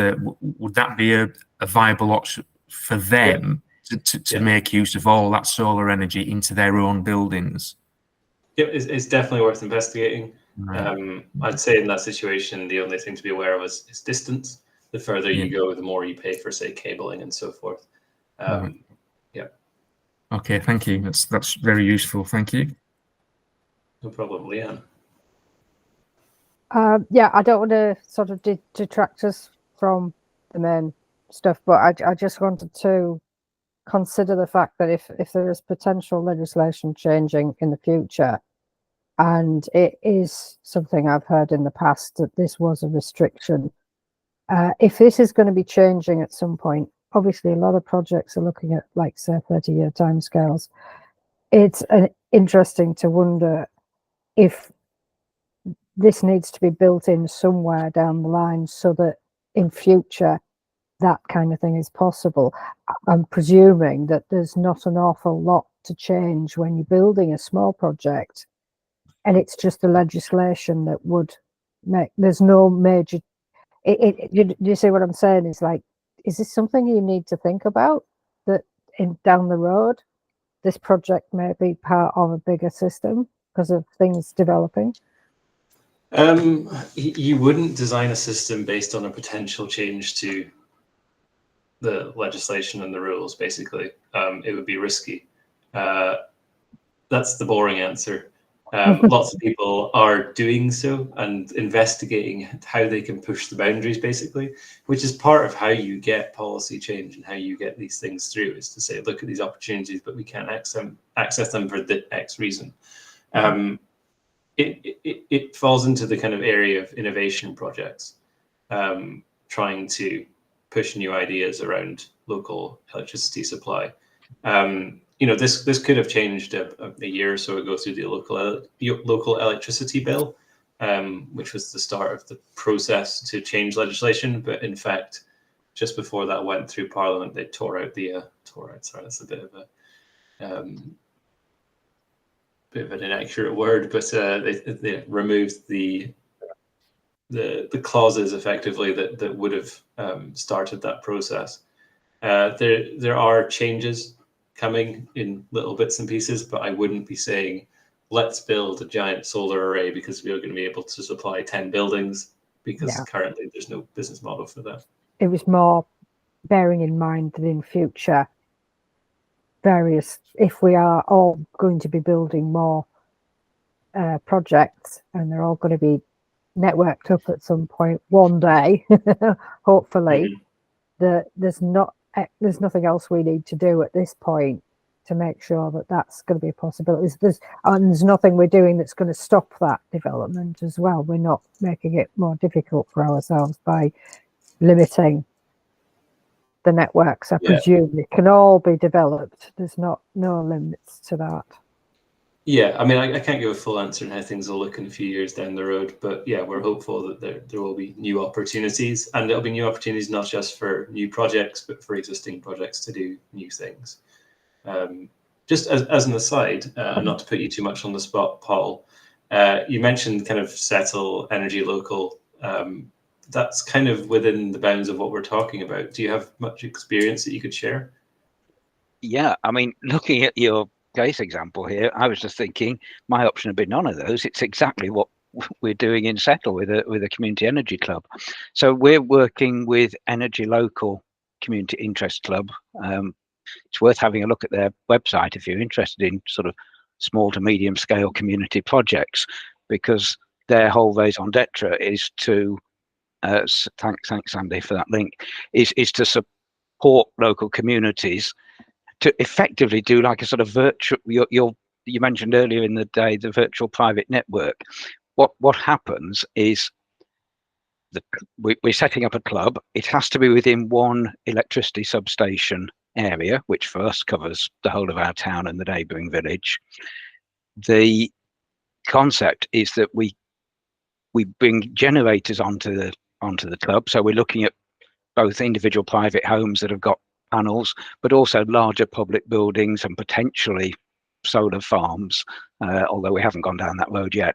So you look at bringing generators on into the club and matching what they can generate with consumers who are just generally ordinary householders, or could be local businesses and organisations. And all the members of the club have to switch their energy supplier to a single supplier. And at the moment, Energy Local are working with Octopus and with 100 Green, which are two of the very sort of green-minded suppliers anyway. And when you switch to that supplier, as long as you've got a working smart meter measuring everything in half-hour lots, whenever there is generation available amongst club members, consumer club members can have their consumption matched to the generation. So it's a virtual process. The electricity isn't necessarily flowing directly from one person's roof to another person's house 3 roads away, but the matching is done through metering, and the club agrees the price for that. So whenever there's generation available, the price that people with the solar panels get for their electricity is generally much better than they can get from exporting it to their normal supplier. And the people consuming it pay that price. So We haven't decided what the price will be yet, but it'll probably be somewhere about 50% of the general price of electricity at the moment. So that to me would work ideally in this kind of scenario. You've got a generator, 50 kilowatts, and you've got a whole range of different people, little shops, you've got houses, you've got a school. They could all be consumer members of the club. And whenever those 50 kilowatt panels are generating, that electricity is shared out virtually between the people consuming. Does that explain what we're doing? Yes, it does, and I already know it, so it's easy for me, but it's quite a complex model, and I think it's worth reflecting on the fact that this is innovation, effectively. It's Energy Local have been pushing these regulations, and in fact, we're doing a similar project up in Carluke in Scotland, and we've been facing the same issues for quite a number of years, and this model that Paul's talking about is trying to fit within the regulations, but ideally, those regulations change and it becomes a lot simpler. A lot simpler. So the thing is, this can be done now. Yes, as you say, there may be future regulatory changes. It'll make this a lot simpler. But in a sense, as the individual sort of local people in the local community, we don't have to get bogged down with the technical bits of the regulations. That's what Energy Local CIC do for us. We just have to get a community group together and say, yeah, we want to make this happen. Great, thanks. I'll put my email address in the chat. Nice one. Yeah, that's really useful. Thank you, and great to have that kind of experience to add to the conversation. Can I redirect us away from innovation and energy supply for a little bit, just so we can get Ross back on track? But it's a very interesting topic and kind of does define a lot of what's happening in the community energy sector right now. But back to you, Ross. Can you tell us where we're at? Yeah, no, I'm minded to move on to our next question, because I think, probably unsurprisingly, we've got a bit bogged down in the business model because it is a complex area where there are a lot of opportunities. So before we move on, I'll just Susan. Yeah, just before we move on, it was really to ask if you have any recommendations as to how groups might go about finding support from consultants or whoever about energy, modelling, business case modelling, or all the aspects you're going over today. I mean, obviously, well, not obviously, but as part of the Community Energy Fund, if stage 2 development work, that can fund the detailed development of the business case. But outside of that, if a group's starting off, what would your recommendations be to them to how to find good support in this area of the project development? Sure. Very quickly for me, I think that it has to be part of the feasibility process. Feasibility is not just about testing the techno-economic feasibilities of saying, yes, we can put solar panels on, yes, they're financially viable in this instance, but it's also about defining, community governance models, the commercial model you might undertake. Things like the Energy Local model, at least from our experience, taking these kind of energy club models, came as a result of not finding a simple means of financial viability.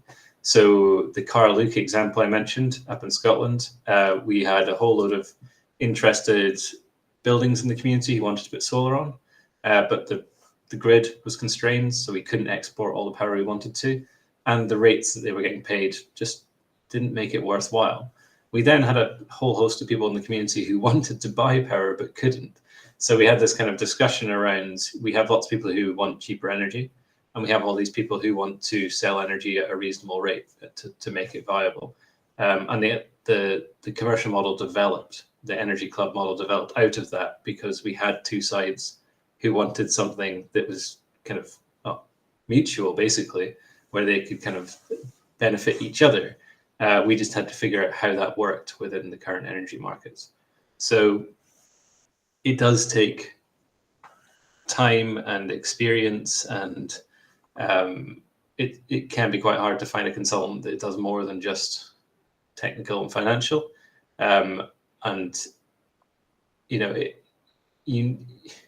you maybe don't need anyone who's going to push anything particularly innovative on the commercial side. You may not need a really innovative commercial model, but there are barriers throughout energy project development, and being clever and being kind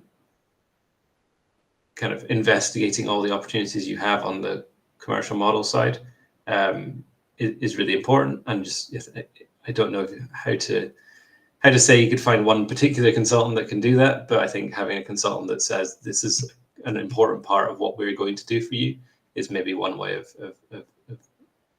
starting that process, or just setting out in the scope for your feasibility study. So the kind of your invitation to tender might say we want to look at particular commercial models for community energy development.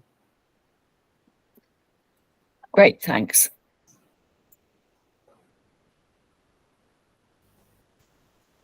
Okay, so just let's kind of park that discussion of business models for now and move on to that next question. So Reece, if you're able to go on to the next slide.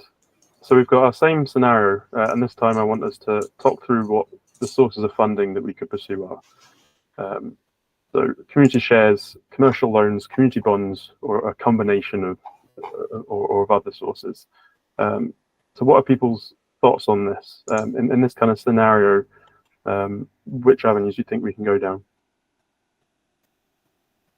And kind of what are the strengths and weaknesses of these models of funding?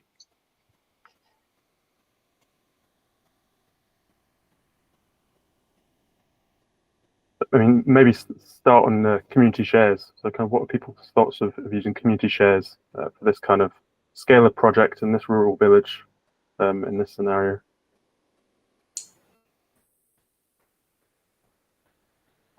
I'll add something briefly. I think that shares is a relatively straightforward option for a small installation. We might be able to raise all the money locally. We might not need to do a big outreach effort. We could just, canvass the local community and see if we can raise the money that we need. Ian? Okay, thank you. Just think, if it's a small rural community, would there be enough scope, do you think, to go down the to offer community shares? But would it not be rather small, unless there's some large investors that are willing to put a lot of money in? If your village is 20 people, 30 people, is it worth the effort of? I suppose you would offer it anyway if that's part of your model.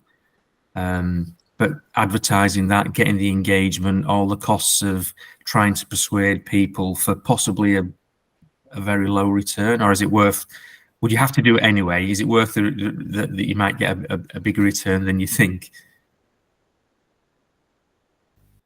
Yeah, I think that's a really good point. That's one of the prompts I'd had set aside is that question of, as I said earlier, if you're going to go down the community share route, you want it to be the majority of your financing. And so there is a question in these kind of rural villages or kind of rural scenarios, what is your demand going to be? And yeah, the benefit of community shares is you're having local people that are actually members and owning the society. So it's not just about financial return for these kind of investors. So then maybe if we pivot to community bonds, might community bonds be an alternative, given what kind of we discussed earlier about them being kind of a fixed return, and it's not being about ownership? Might we be able to spread the net a bit wider in the region and raise money throughout the northeast through a community bond? Or do you think commercial loans will be the only way to go down for this? Thank you.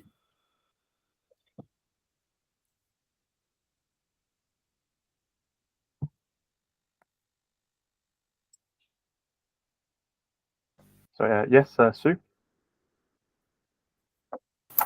I suppose two things really. One is sort of, should we, in terms of the starting point, be looking back at, what option we're going for, and then in effect tabulate for each option, the previous step, what then your funding options might be. So just to say, right, okay, if we go with, option A, then these might be the funding options, and do it that way. Might that make it easier to get one's head around?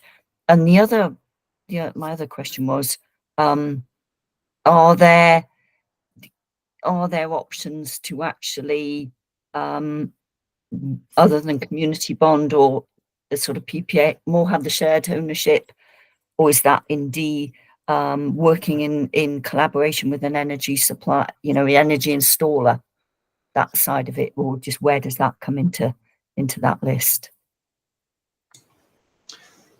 I can do a quick answer on shared ownership. It's a little different to the source of funding conversation, but the essential model would be that the community owns part of an array, whether it's the public sector or whether it's an installer, a private organization that owns the other parts. Whatever it is, the reduction in ownership on the community's part, therefore reduces the cost, which can be useful, but it also reduces impact. So you might be generating less revenue or have less to spend in your local community. You don't see so much shared ownership in small scales like this. We're talking about 50 kilowatts, but you might see it for wind turbines or larger solar arrays where communities might take a certain percentage. So for instance, we've worked with communities in Scotland to take ownership of, say, one turbine out of a 50 turbine wind farm. So, you have, say, someone like SSE, a big energy developer, putting in the wind turbines, and you raise a couple of million as the community to buy one of those wind turbines. That's an interesting model, but as I said, in smaller projects, giving away a percentage of your project basically means lower impacts, effectively. In that scenario, would SSE or whoever would they do all the project planning, project implementation side of it? So yeah, that presumably would be a benefit to the community group, that they'd have, it would be less work in a way, but they'd obviously get less benefits in return. Would that be correct? It's much less work, and that's a huge benefit of it. The problem is that there isn't a huge rationale for these big organizations to partner with communities. It's more complicated. They can usually raise the money themselves, and obviously they're giving away a percentage of their project. Therefore, they lose out. So the reasons they might do it would be things like local acceptance. In Scotland, anywhere in the UK, but you see it a lot in Scotland.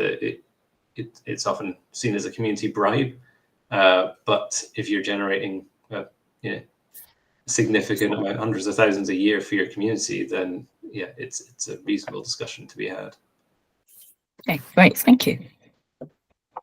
So sorry, a bit of divergence. I'll pass on to Paul to go back to bonds and shares. Yeah, I was just going to say, with small scale projects like your scenario here, I think so much depends on your knowledge of the local people. I mean, I don't know, you're probably talking £50,000 for something 50 kilowatts. That's 5 people, £10,000 each. Now, if you've got a very poor community, that's not going to enter your thinking. If you've got a fairly wealthy community of incomers who've retired to the country and are very sort of eco-minded, and this sort of presupposes that you've worked out your marketing model of where you're selling your electricity, people may well be very happy just by a few conversations. You can sort of say, oh yeah, okay, we've virtually clocked up the shares we want here of people who, as I say, chip in a decent amount for perhaps a 4 or 5% return over 20 years. And they won't, they'll know it's unsecured, that they probably won't get their capital back, but as a social and environmental investment, people are happy to do it. So I think it depends on your local circumstance, and this is where you need to engage with your local community. See what thinking is out there. Definitely agree on that one. Last couple of workshops, engagement and understanding the context have been critical parts of what we discussed. It does raise the interesting question of investor geographies. So in this village, you might say, well, it's first round of investment is just for the village. There's maybe 100 people here. You raise 20% of the fund you need. Do we go further? Where do we go to? You know, do we go to the next village down the road? Maybe we're rivals, we don't get on with them. You know, do we go to the whole of the district council area? Do we pick something kind of, do we pick another geography to go to? Or do we start going national? And then you start having problems with where the benefit's being felt. So as you say, Paul, there's might be minimal returns, but you're still paying returns to investors who might be in London if you've gone nationwide. Or you could go international and all your investors are in Dubai. You know, you're kind of losing some of the benefits of the project to a geography that is not yours, therefore reducing the kind of local impact of it. So there's a genuine concern there about, you know, where the benefits of the project go.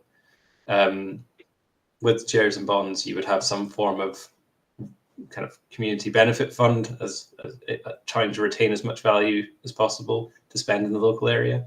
But if you're paying returns to investors, some of that is going elsewhere.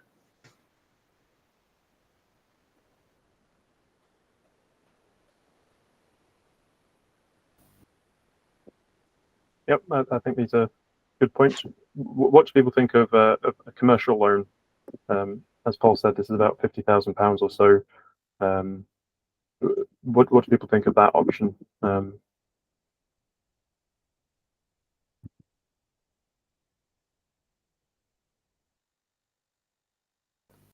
Ian?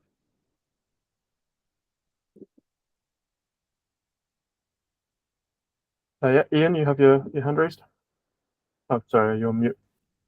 Yeah, sorry. Yeah, my initial reaction would be, if you need to go down that route, then okay. If you can get it, it's guaranteed. You know, interest payments, you've got that income stream, but it's not getting the engagement of the community. But maybe that's what the community want. You've put up the money for some benefits somewhere down the line. So I don't think it'd be an option you'd rule out, but maybe consider it for larger projects rather than smaller projects where you can really try to get your community engaged. Yeah, sort of pros and cons. Maybe larger projects, smaller projects, try and engage and get the money through whatever means you can, grants, fundraising. That'd be my initial feeling. A loan it's less local. It is the gut feeling on that one, but maybe more stable and more guaranteed. Yeah, I think that's right. I think that's an option that's there if you need it, but especially for this scale of project, as we've seen earlier on that graph, kind of for projects that are less than £200,000 in funding sources, the overwhelming majority do go down the community shares route, with a portion of that bonds or loans. But yeah, I think shares are the dominant model for this kind of scale. But let's maybe move on to the question 3. And look at ownership structures. Reese? So, given everything we've talked about so far, what are we looking at for an ownership structure for this kind of business model? So full community ownership. So we're fully owning, operating, and managing the scheme ourselves. Public-private partnership. Is there a need to go into a joint venture with anyone, whether a private company or the local council, or external ownership? Are we just going to see if there's an external partner that can come in and invest, and they'll pay out a small community benefit fund, but they'll retain the profits? Yep, Anna. Hi, yeah. My gut would be that would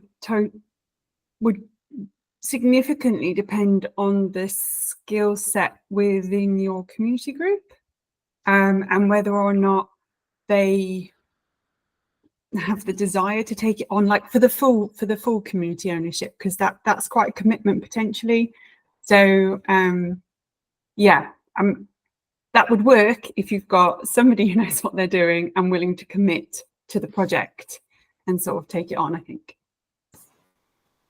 I think I agree with that, Anna, but I would say in this specific scenario, if we're talking about solar array, it's quite simple. So we were talking the other day about the operational phase being simple for certain technologies, and with the right support, obviously. So potentially, for example, the Community Energy Fund, we get some grant funding to do the feasibility, detailed development.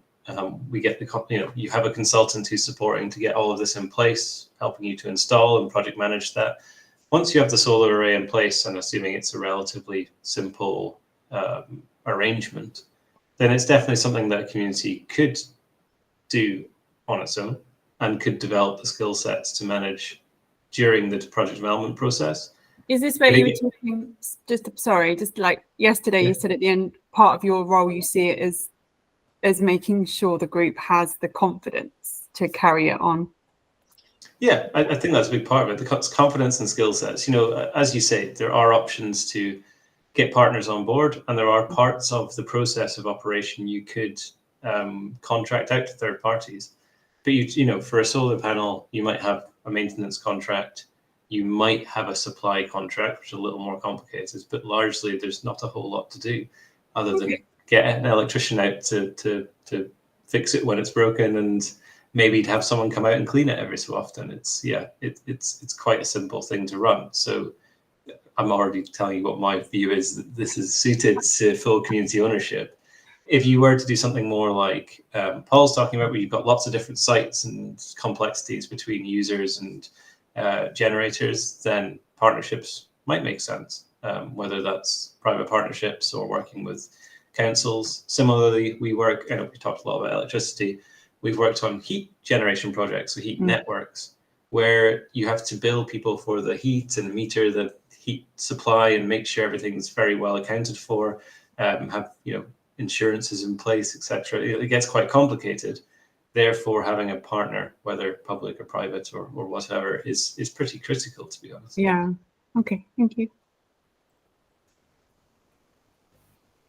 Ian? Again, my initial sort of feeling on that would be, if it's one of your first projects, and you've got the your community on board, if you've got full community ownership of your first project, I think that would be a great motivator for your next steps, which may be a little bit bigger. You may put 3 or 4 panels somewhere, and you may need a partner somewhere to do something that you're not fully in control with. But I think if it's a small project at the beginning, starting out, if you could get full community ownership, that would be a great selling point, a great positive to say, well, this is ours, we've done this, we've done it ourselves. And as things become more complicated, obviously, then as Sandy alluded to there, the more complicated, you're going to need those skills. And even on the full community ownership, as you say, you're still going to need electricians, you're still going to need people to maintain it when it goes wrong. So it's full community ownership, but you've still got people with hands in where you need them. But it's a massive benefit for engagement, I think, if you can say, this is our project, it's been fully funded by us with your help, you've all contributed in some way, and it's just a great little step to move the community on to your more your larger ones, more complicated ones that might be further down the line. So I'd definitely go, if it was possible, for the full community ownership model for this particular project. Yeah, I think this the option B, the public-private partnership, we could really we could split that up into about 10 different definitions of what that is. There's a real spectrum of what that means. And we saw with our kind of Edinburgh cooperative solar model earlier, although they do have full community ownership, there is an element of both public and private partnership, with kind of public partnership with the local council, which in this scheme, this scenario, with the council-owned school, maybe that would be an element of partnership, or a kind of contracting consulting partnership. You still have a good amount of control, but you do still have an element of partnership, but there are some other kind of variants of partnership where you do lose a lot of control. We see that the key objectives of the community in this scenario are financial benefit.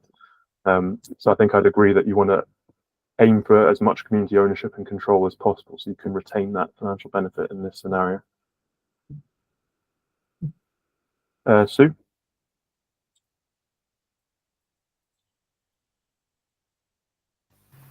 Sorry, wouldn't unmute. Just in scenarios where maybe community ownership, full community ownership isn't an option, just to mention it might be worth communities having a conversation with more umbrella type community organisations such as community foundations, and reference always back to the Northumberland Community Action Northumberland model, where they've undertaken the feasibility and leading through to installation of solar and battery on a number of village halls. So that's a very diverse area, and then they've set up a cooperative to manage the installations, and then the benefit that will hopefully long term come to the community. So it's managed on behalf of the community, and it is a community cooperative. So just where there's not options for direct community ownership, may be worth having a look at community organisations who may be able to get involved in some way or support. Yeah, definitely. There's a lot of organisations out there that can support, as well as kind of resources online, such as the Community Energy England and the hubs. Sandy?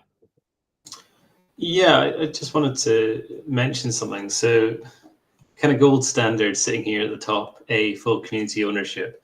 The way we're talking about this is kind of, that would be great if we could achieve that. If we can't, let's look at the others, which is not necessarily how things work in practice.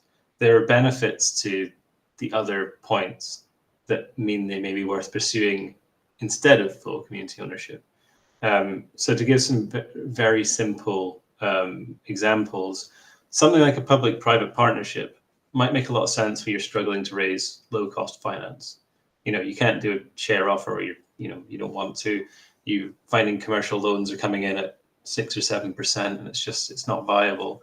So getting on board with the public sector might allow you access to cheaper finance. So they might be able to borrow internally at a rate of, say, 3 or 4%, and suddenly your project starts to make sense. So this is something that, I was referring to heat networks. It's one of the ways that the kind of most noted community heat network in the UK, Swaffham Prior, ended up going forward was with Cambridgeshire County Council as the lead, because they had the in-house capability to run the scheme, but also because they had access to low-cost finance, which allowed the scheme to be built out. The community could not borrow the amount required, let alone at the rates required to allow it to happen. The other one is external ownership. That seems on the face of it like something that isn't a great idea. You're losing out on a huge amount of benefit because you aren't owning the scheme.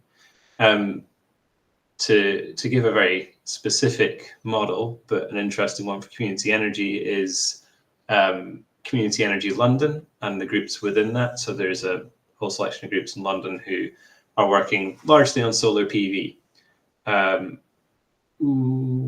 What they're doing is talking to community organizations who have community assets, so churches or community centers, that kind of thing, and saying, look, you don't have to do anything. You don't need to engage with energy at all, in fact. Let us build solar on your roof. The way they do that is they get a whole selection of sites, so say 10 community centers, design the solar arrays, largely, I think, using grant funding to do the kind of feasibility process. They then do a share raise across all sites, so raise a significant amount of money in one go and build out the solar. They then own that solar and sell the power back to the buildings, so community centers and so forth, at a lower rate. That basically means the community center has to do the minimal amount possible to install solar. It just has to say yes and then be supportive, and then gets to benefit from cheaper, not free because they don't own it, but cheaper electricity. It's an interesting model, and it's, we've seen it in a few places. It seems to work quite well in London, and yeah, it's a quick way of developing a large number of assets in quite a kind of efficient manner. So yeah, just to throw that in there. Thanks, Ian.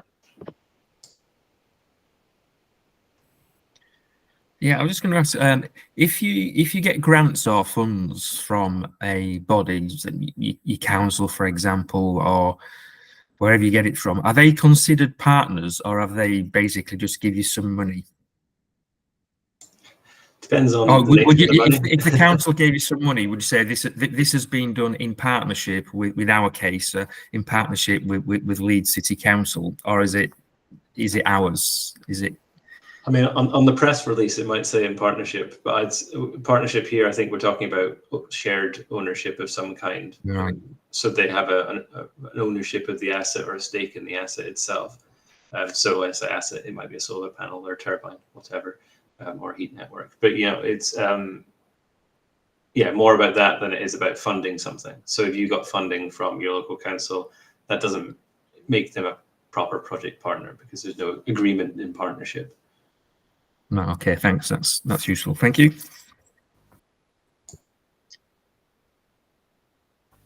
So I think we've had a good discussion around the strengths and weaknesses of all these different ownership structures. So let's throw a curveball, Reece, to the next scenario. Okay, so we've got that same small community group based in rural village. They have all the same aims and wants, but now a private developer has approached the community and they've got a proposal to build a 2-megawatt wind farm on quite nearby private land. And they're really approaching the community for consent and engagement process to help kind of speed along the planning process. And they're negotiating a community benefit fund. So as this community with these objectives, what do you think you should do? Will you support the proposal? So you're assisting with maybe engagement workshops, and there might be a setup where you have a say in how that benefit fund is run. Typically, kind of wind developers will look for community actors to help deliver these kind of community benefit fund schemes. Or do you see this as an opportunity to negotiate a joint venture, kind of seek partial ownership? The community might own a share, like a 10% share via a community share raise, as well as delivering the benefit fund. But obviously that comes with some complexity. Will the developer agree to this? And see there's a whole range of other options that you could go down, including remaining neutral. So what are people's thoughts on any of these options for the community? I think with remain neutral / other is maybe implying object to the development, which is the typical approach. Yeah.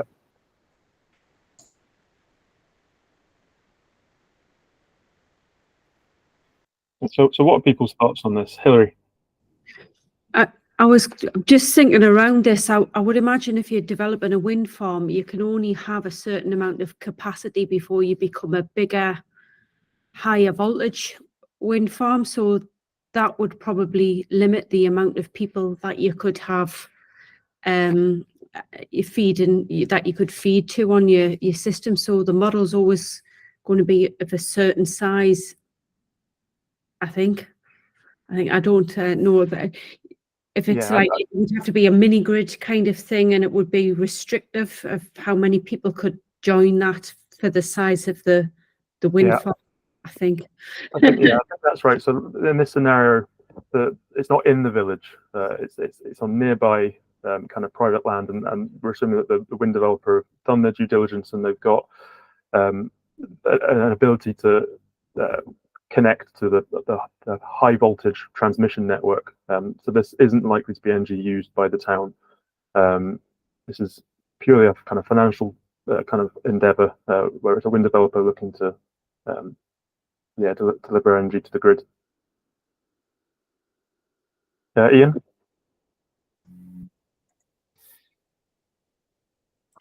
I think engagement here with your community is absolutely 100% essential, isn't it? I don't think you can make any decision like that without consent. I mean, if everybody's against it, then there's no point in going ahead with it. If there's support for it and there's a reasonable amount of support, where you draw the line on sort of percentages of your community that have agreed with it, probably wouldn't be 50-50, but you need to have that discussion. It's a big thing in the landscape. It's I mean, the controversial anyway. A lot of people don't like them no matter what the circumstances are. And if there's a vast majority of your community not wanting it, that just kill any support that you've got or that you've built up over that period of time. So I think you just go with what the community thinks there. It's obviously a difficult one because it's like any democratic process, isn't it? Is it 50-50? If it's 49-51, do you not go with it, or the general feedback that you're getting? But I think this is a more tricky one because it could be controversial, but you'd need a lot of backing to go ahead with it, I think. Even if there's benefits financially, if they agree with those benefits, we get finance back, but that's all we get. People might think, well, that's great. We've got a wind farm. We're getting benefits to the community. It's finance. It helps with other projects. But it depends on, I think, a big negotiation process there with your community. Yeah. Can I respond on that? Just because I've done this quite a few times with communities around, largely around Scotland. This is such an interesting topic because if it gets complicated and long-winded when it comes to engagement, which it often can, if you want to talk to everyone and find out their views, the developer might pull out and say, look, this is just taking too long. It's getting too complicated. We're just going to go ahead. And basically the standard is, well, the baseline here is that this project will probably get built by the developer no matter what. I have a local example from where I grew up in the Highlands, where the community looked at a wind farm, did a community-wide postal vote to see if people would support investment in it, and it came back with a no, and there were quite some very vehement no's who were campaigning very hard across the community, and they just didn't give themselves enough time to explain the opportunity. And in the end, these projects often just go ahead anyway without community involvement. So there's this kind of, do you just go and invest and then say, look, it's built and now we own a bit and we've got some money to share? Or do you go and try and get full consent, which from the community, which should be supported? I think that's a good concept, and potentially lose out on the investment opportunity. So I don't think there's any answer there. I just think it's a fine balance. Yeah, thanks, Andy. Hilary? I think it's having somebody savvy in the community to negotiate as well with the producer, and just like lands, for example, in Teesdale, or getting all the solar, the school kitted out, the community centre, the village are going to get reduced rate. So it's having somebody savvy negotiating with them people to try and get something back for the community. And just listening to Radio 4 and things, I think some reassurance to the local community that these massive pylons across Scotland, for example, that the energy's staying mainly within the area that it's being generated. I think that's a big problem for people, that it's being generated there but shipped elsewhere. So I think that trying to tackle that in whatever way is possible with the communities would be a good start in my mind.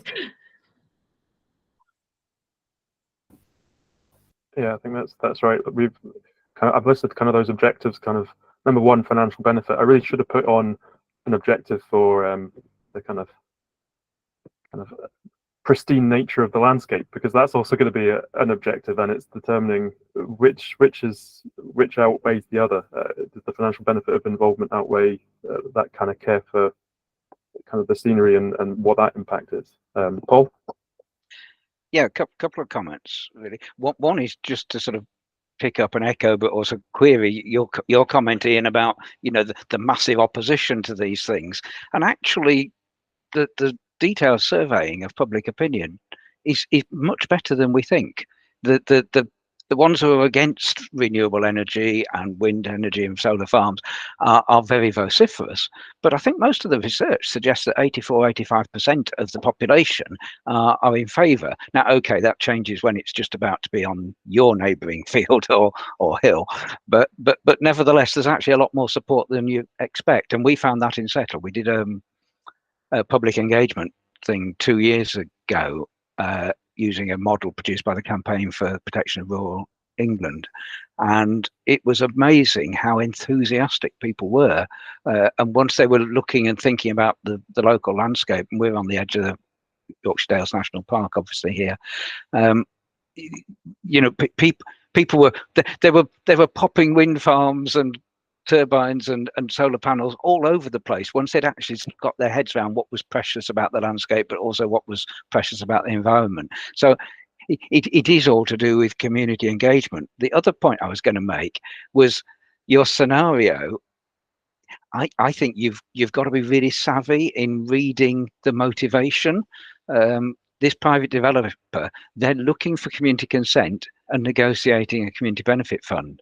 You know, are they really, really passionate about engagement and local benefit, or are they ticking boxes to make sure that, as Sandy said, they just go ahead and build it anyway? And I think so much would depend in terms of how you respond to this.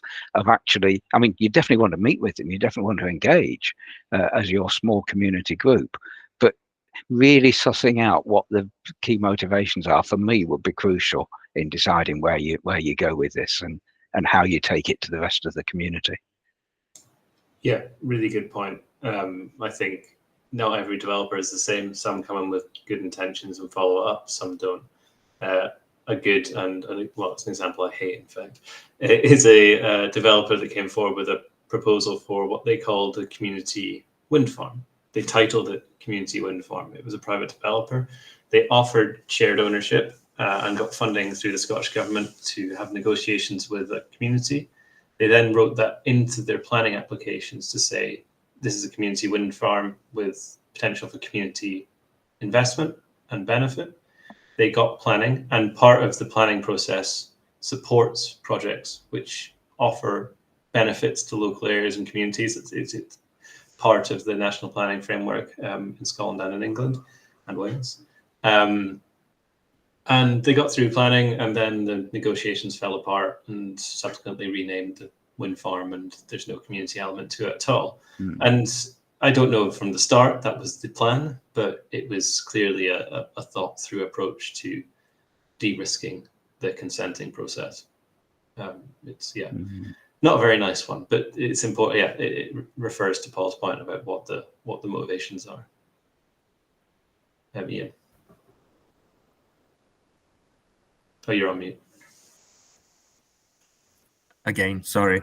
I was just suggested earlier that looking at the motives, if they're going to go ahead anyway, they get planning permission. Would it not be savvy on the community group to say, yeah, okay, we don't really want this, but we may as well take the money and run, so to speak. We'll take any benefits because it's going to go there anyway. It's going to go up. They're going to get planning permission. They've got planning permission.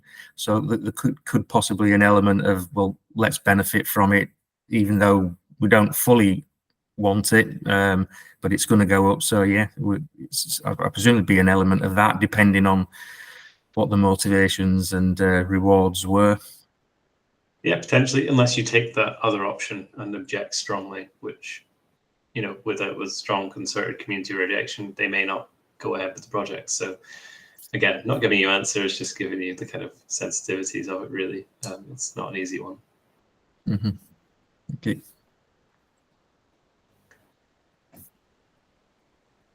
Yeah, so I think we've probably explored quite a lot of avenues down this workshop. So it might be time there to bring the workshop element to a close. And just to thank you all for your participation. Really interesting discussions.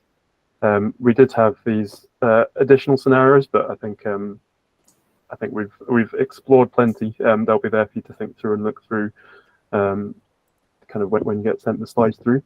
So I think we're going to have a short kind of 5-minute break, and then Sandy and I and Reese will hang around to answer any more direct questions you might have. And yeah, so thanks very much for your time and attention. Paul, did you have a quick question before we break? Well, I was just going to give my apologies and say I'm going to have to cut and run in a second. So I think by the time we come back after the break, I'm going to have disappeared. But can I just thank you all? It's great meeting some new faces. And you've got my email address if anybody wants to get in touch with me. And thank you so much for this morning. Thanks very much, Paul. It was great to meet you. Paul. Thank you. Thank you very much. And yeah, that same goes for anyone else. If you don't have any kind of specific questions, feel free to drop off the call. We've taken up a lot of your time already, but yeah, we'll be hanging around for any questions that you might have that want answered. So let's take a 5-minute break. Let's go for a rounder number this time. Come back at 12:20. Thanks, guys. Thanks, everyone. Thanks, Hannah.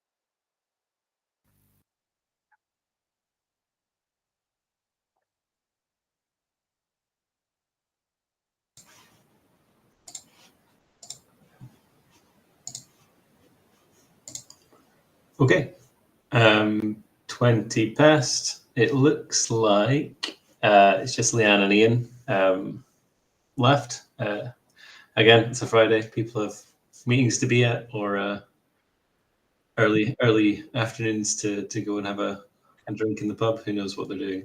But Lunch might be more likely. yes, probably just lunch. I could do with lunch as well. Yeah, again, like the last few days, please just ask your questions. The floor is open to you. Anything you want to cover?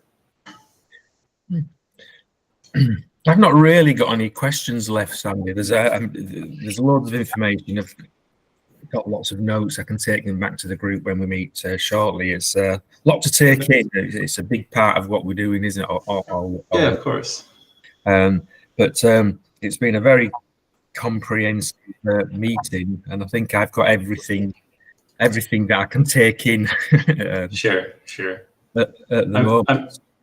We'll be sharing some of the slides so you can share that with your colleagues. I've offered this to others in the meeting, or those who've emailed afterwards, that if you want to have a one-to-one chat and just talk through your project ideas with myself, or in fact, I'm on holiday for the next couple of weeks, so that's not ideal right now. But myself or my co-director Alex, who's running the session on Tuesday, we're very happy to support if we can. Just bounce some ideas off us, and we can let you know what we think. Okay, thanks. Is your email in the chat messages? It's on screen, but I'll also drop it in the chat. So all right. Okay. Yeah. A simple copy paste. Right. Okay. Thank you. That's great. And Sue. Thank you. Yeah, it was just to ask a question that I put a scenario that I just thought might be of interest to others to hear about. A community who basically surveyed their small market town roofs for solar potential generation, and I've developed an interactive map, and looking at potentially how they could take promotion or instigation of solar forward. And it's a mixed ownership, so it involves some owner-occupier, some rental, some businesses. So just really to pick your brains, if you had any thoughts about what different models they might look at. I mean, they had investigators starting small at a street level, doing a bulk buying, but because of it's different levels of income, people couldn't all participate in that. So just a thought of, have you any other thoughts about what other potential models they might look at out of what we've been through today? Sure. I mean, the bulk purchase one is the simplest kind of, how do we support people with the least financial input? I think in terms of, I don't know where they've got to with understanding interest or ability to pay, which are the two things that are really going to define what you can do.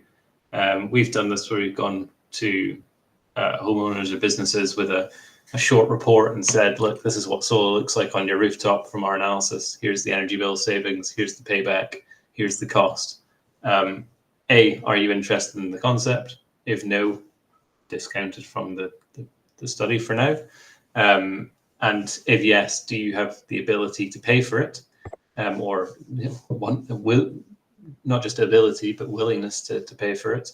If that becomes a yes, then it's about supporting them to talk to suppliers and so forth, that kind of thing. I think if it's a no, then you start looking at other options. So community financing, I guess you'd be looking at some form of community ownership of the panels. So there's kind of roof lease type agreements, that sort of thing. I think that's falling off as a model because of the complexities around things like insurance, what happens when people sell houses.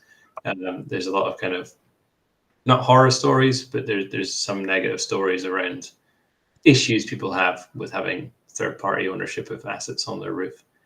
The other options are, I mean, it can get quite complex, but I guess funding the owners system and somehow benefiting from it. So it might not be a lease agreement, it might be they pay for a certain amount of energy used in their home. That requires metering and billing. So it becomes a bit like the energy club model that Paul was talking about. There's a technical aspect to it, but there's also an administrative aspect. A little more complicated. It takes a lot more engagement. It takes a lot more thought to develop something like that.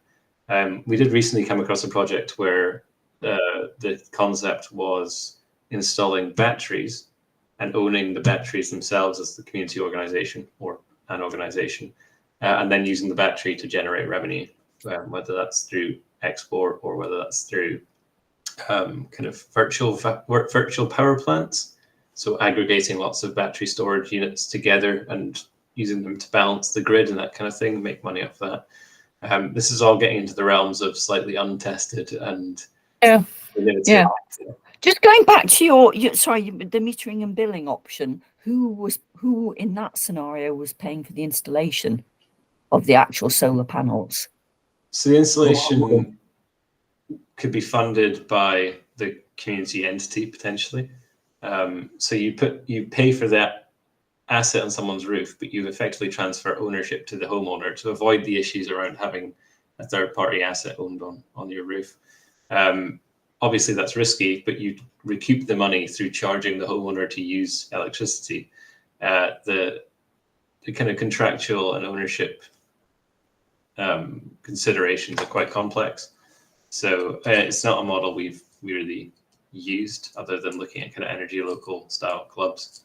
So yeah, no clear answer really, other than I would always try and do the simplest approach first before delving into something that's a lot more complicated. Yeah, and that's really helpful just to get you ideas on the range of options and routes they might look into. That's really helpful. Thank you. Cool.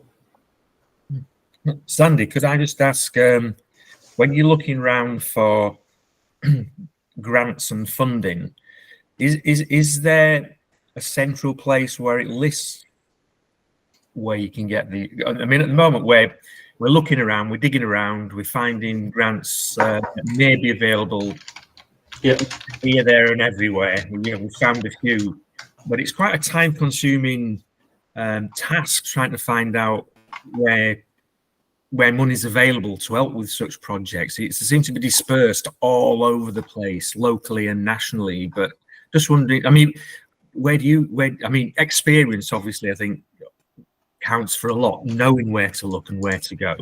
But where do you start looking for? Not an easy one. I dropped something in the chat, which yet again is Community Energy England. They update their funding lists all the time. So keeping an eye there, it tells you, technology-based, location-based funding opportunities, that kind of thing. So I would go and look there and see what's open, when the rounds are, how they align with what you're trying to do.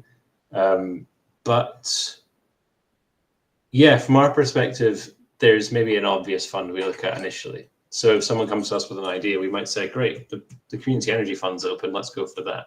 And during that feasibility process, we'd say, here are the funds for next stage development. Here are the funds for capital costs, say. And that should be something that any consultant or anyone undertaking the work should be doing, is a funding assessment to say, where's the next bit of money come from? The funding pots are varied in the scale that they fund and the type of project they fund. So I can't give an answer without really knowing what you're looking for, if that makes sense. Yeah. Can I jump in on that one just to say that is something that we aim to do through our mailings to people who signed up to the hub mailing. And if you take an interest in community energy, so as and when new funds come out or there's a deadline, we try to update people on those, just highlight them to people. So hopefully you're a bit aware. Also, I would definitely, what I will do, Ian, is I'll send you one of our previous sort of email circulars that has a few lists of funds that we sent out quite recently. I would also recommend having a look, and I put it in the chat, a variety of councils do funding portals, and quite often they use I think they use the same search engine, if you like, and you can put in what you're looking for. You can filter on criteria, and they can throw up some really good ones, and they do a good summary. They're free to sign up to when they're done by the councils, and you can sign up for a sort of regular weekly newsletter. But you're right, funding, applying for grants does take time. There are some other, for example, some of the community foundations do on their funding portals, where in effect you can put in a baseline application. So you put in your details and what you're looking for, and they manage, some of them manage up to 50 or more funds on behalf of generally small grant funders. So they will then in effect match your requirements to what funding they've got out there. So I think that's definitely worth doing. There's not a one location will find you everything. So you do, what I recommend is signing up to as many sort of funders as you can, and then you will get that into your inbox. That's useful. If the support we can give you and pointing you in direction of suitable things, do get in touch. Okay, thank you. Can I just ask as well, all these funding bodies, are they all, I presume they're all some sort of government bodies or government quangos that are all set up? I mean, there seems to be, if not tens, hundreds of them. Are they all government funded at the end of the day? No, not at all. In fact, there's certain government funds, there's certain local authority funds, which I guess comes under government funds, but you know what I mean. They're more regionally focused, but they're fewer than the private funds most of the time. And those private funds could be things like, say, Northern Power Grid, the DNO. It's part of their community program to fund certain things to do with energy projects. They have a stake in the game, being the network operator, so it's of interest to them to actually develop these projects. Lots of other funds are, social impact funds or charities just seeking to disperse funds from various benefactors and to do with climate or energy or environment. There's lots of different things out there. It's pretty varied. Yeah, that's useful. Thank you very much. Cool. Any questions from you, Leanne? So yeah, sorry, I was just thinking about putting my hand up there. My brain is full. I have got too much information to deal with now. I'm sure, yeah, it's a bit of an overload. I've written everything down. I've got a meeting next week with somebody who wants to see where they can take something. So I will be coming back to everybody after that, definitely, I'm hoping, and I imagine it will be, but I'm just hoping that we can get on the ladder somewhere and even apply for funding in this first round just to get that feasibility study off the ground. I'm looking at how much we need to do before we get to the funding. I think we've still got a little bit of time. There are certain things in play already that are assets towards this process, but I think those conversations we'll have to have with yourselves and Sue, possibly next week before I have the meeting, so that I can go in and say we need to satisfy this, this and this if we're going to go for the funding. That would be really useful. I think I'm keen on the network idea, and I don't see that would take too much time away from everything else for me to continue this idea of a Facebook group, informal, local area, sort of Yorkshire-based group that just keeps people being able to talk to each other and connect with each other. And also, I'm really keen to build the interest in the whole area by building another network to pull people together to talk and just see who's already doing stuff, because there are more things out there that are on the Community Energy England map, I'm sure, even just tiny little church projects that deserve some sort of recognition. So I want to try and pull those into the conversation and just get something started on a slightly larger scale than just tiny projects that may feel isolated, that may feel like they're not part of a bigger whole. And I think there's a definite need for that. So sorry for just offloading there, but that's where I'm at the moment. I've gathered all the information you've put out. I've got all the links. I've got most people's email addresses, and I'm really excited about all this. It's really giving me a pathway. And I can see there's masses of gaps and lots more thinking to be done. And obviously I've got to just offload over the weekend and then sort of come back to it next week. But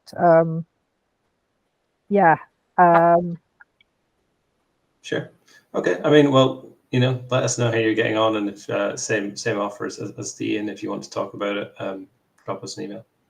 Yeah, I will do. Thank you. If you're going to be away next week, yeah, it may be. Well, maybe Ross is around, or my co-director Alex. But if you just drop me an email, and we can take it from there. Yeah, and Sue, have you got any time next week for a catch-up? I was going to say likewise. Let's have a look at the diary. Next week is a little bit chock-a-block, but I'm sure we can find something and just have a chat about your ideas and if they fit into, you know, if they're eligible for the Community Energy Fund. Just also to mention, I forgot to say to Ian that we do have a funding resources literally document on the website, which I'll send a link through, which will be updated. So that's also collates some of the funding sources, many of which, as Sandy has highlighted, are already on the Community Energy England. Okay, thanks, Susan. Yeah. Have you got my email, Susan? I believe I have, yes, from the booking sheet. So in fact, I'll write you an email and maybe organise an introductory chat as well. Would be really good to find out more. Yeah, that'd be fantastic. Thank you very much. Definitely take you up on that.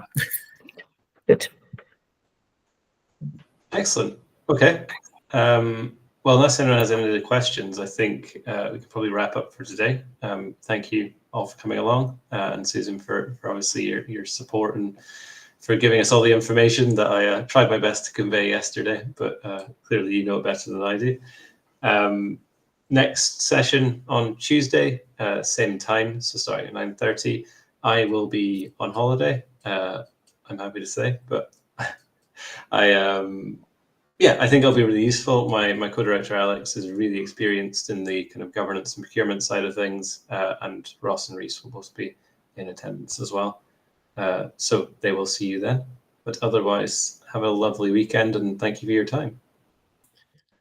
Thanks, Andy. Thank you. That's terrific. Thank you. Thanks very much. Bye all. Bye. Bye. Great. Well done, guys. Yeah, I think that went well, timings wise. That's a little bit ahead of schedule as well, which is good. You happy with your workshop presentation? Yeah. Okay. I was and I felt like I was in a rush, but so I'm glad I managed to keep the time in the end. I don't think Quite a lot to get to. Yeah, it's hard to know how much people will chat about certain things. That it's definitely difficult. Sorry, Reese. What were you saying? Stop at one point. Is it still recording? Oh yeah. Cool. Well, I've got things to tell.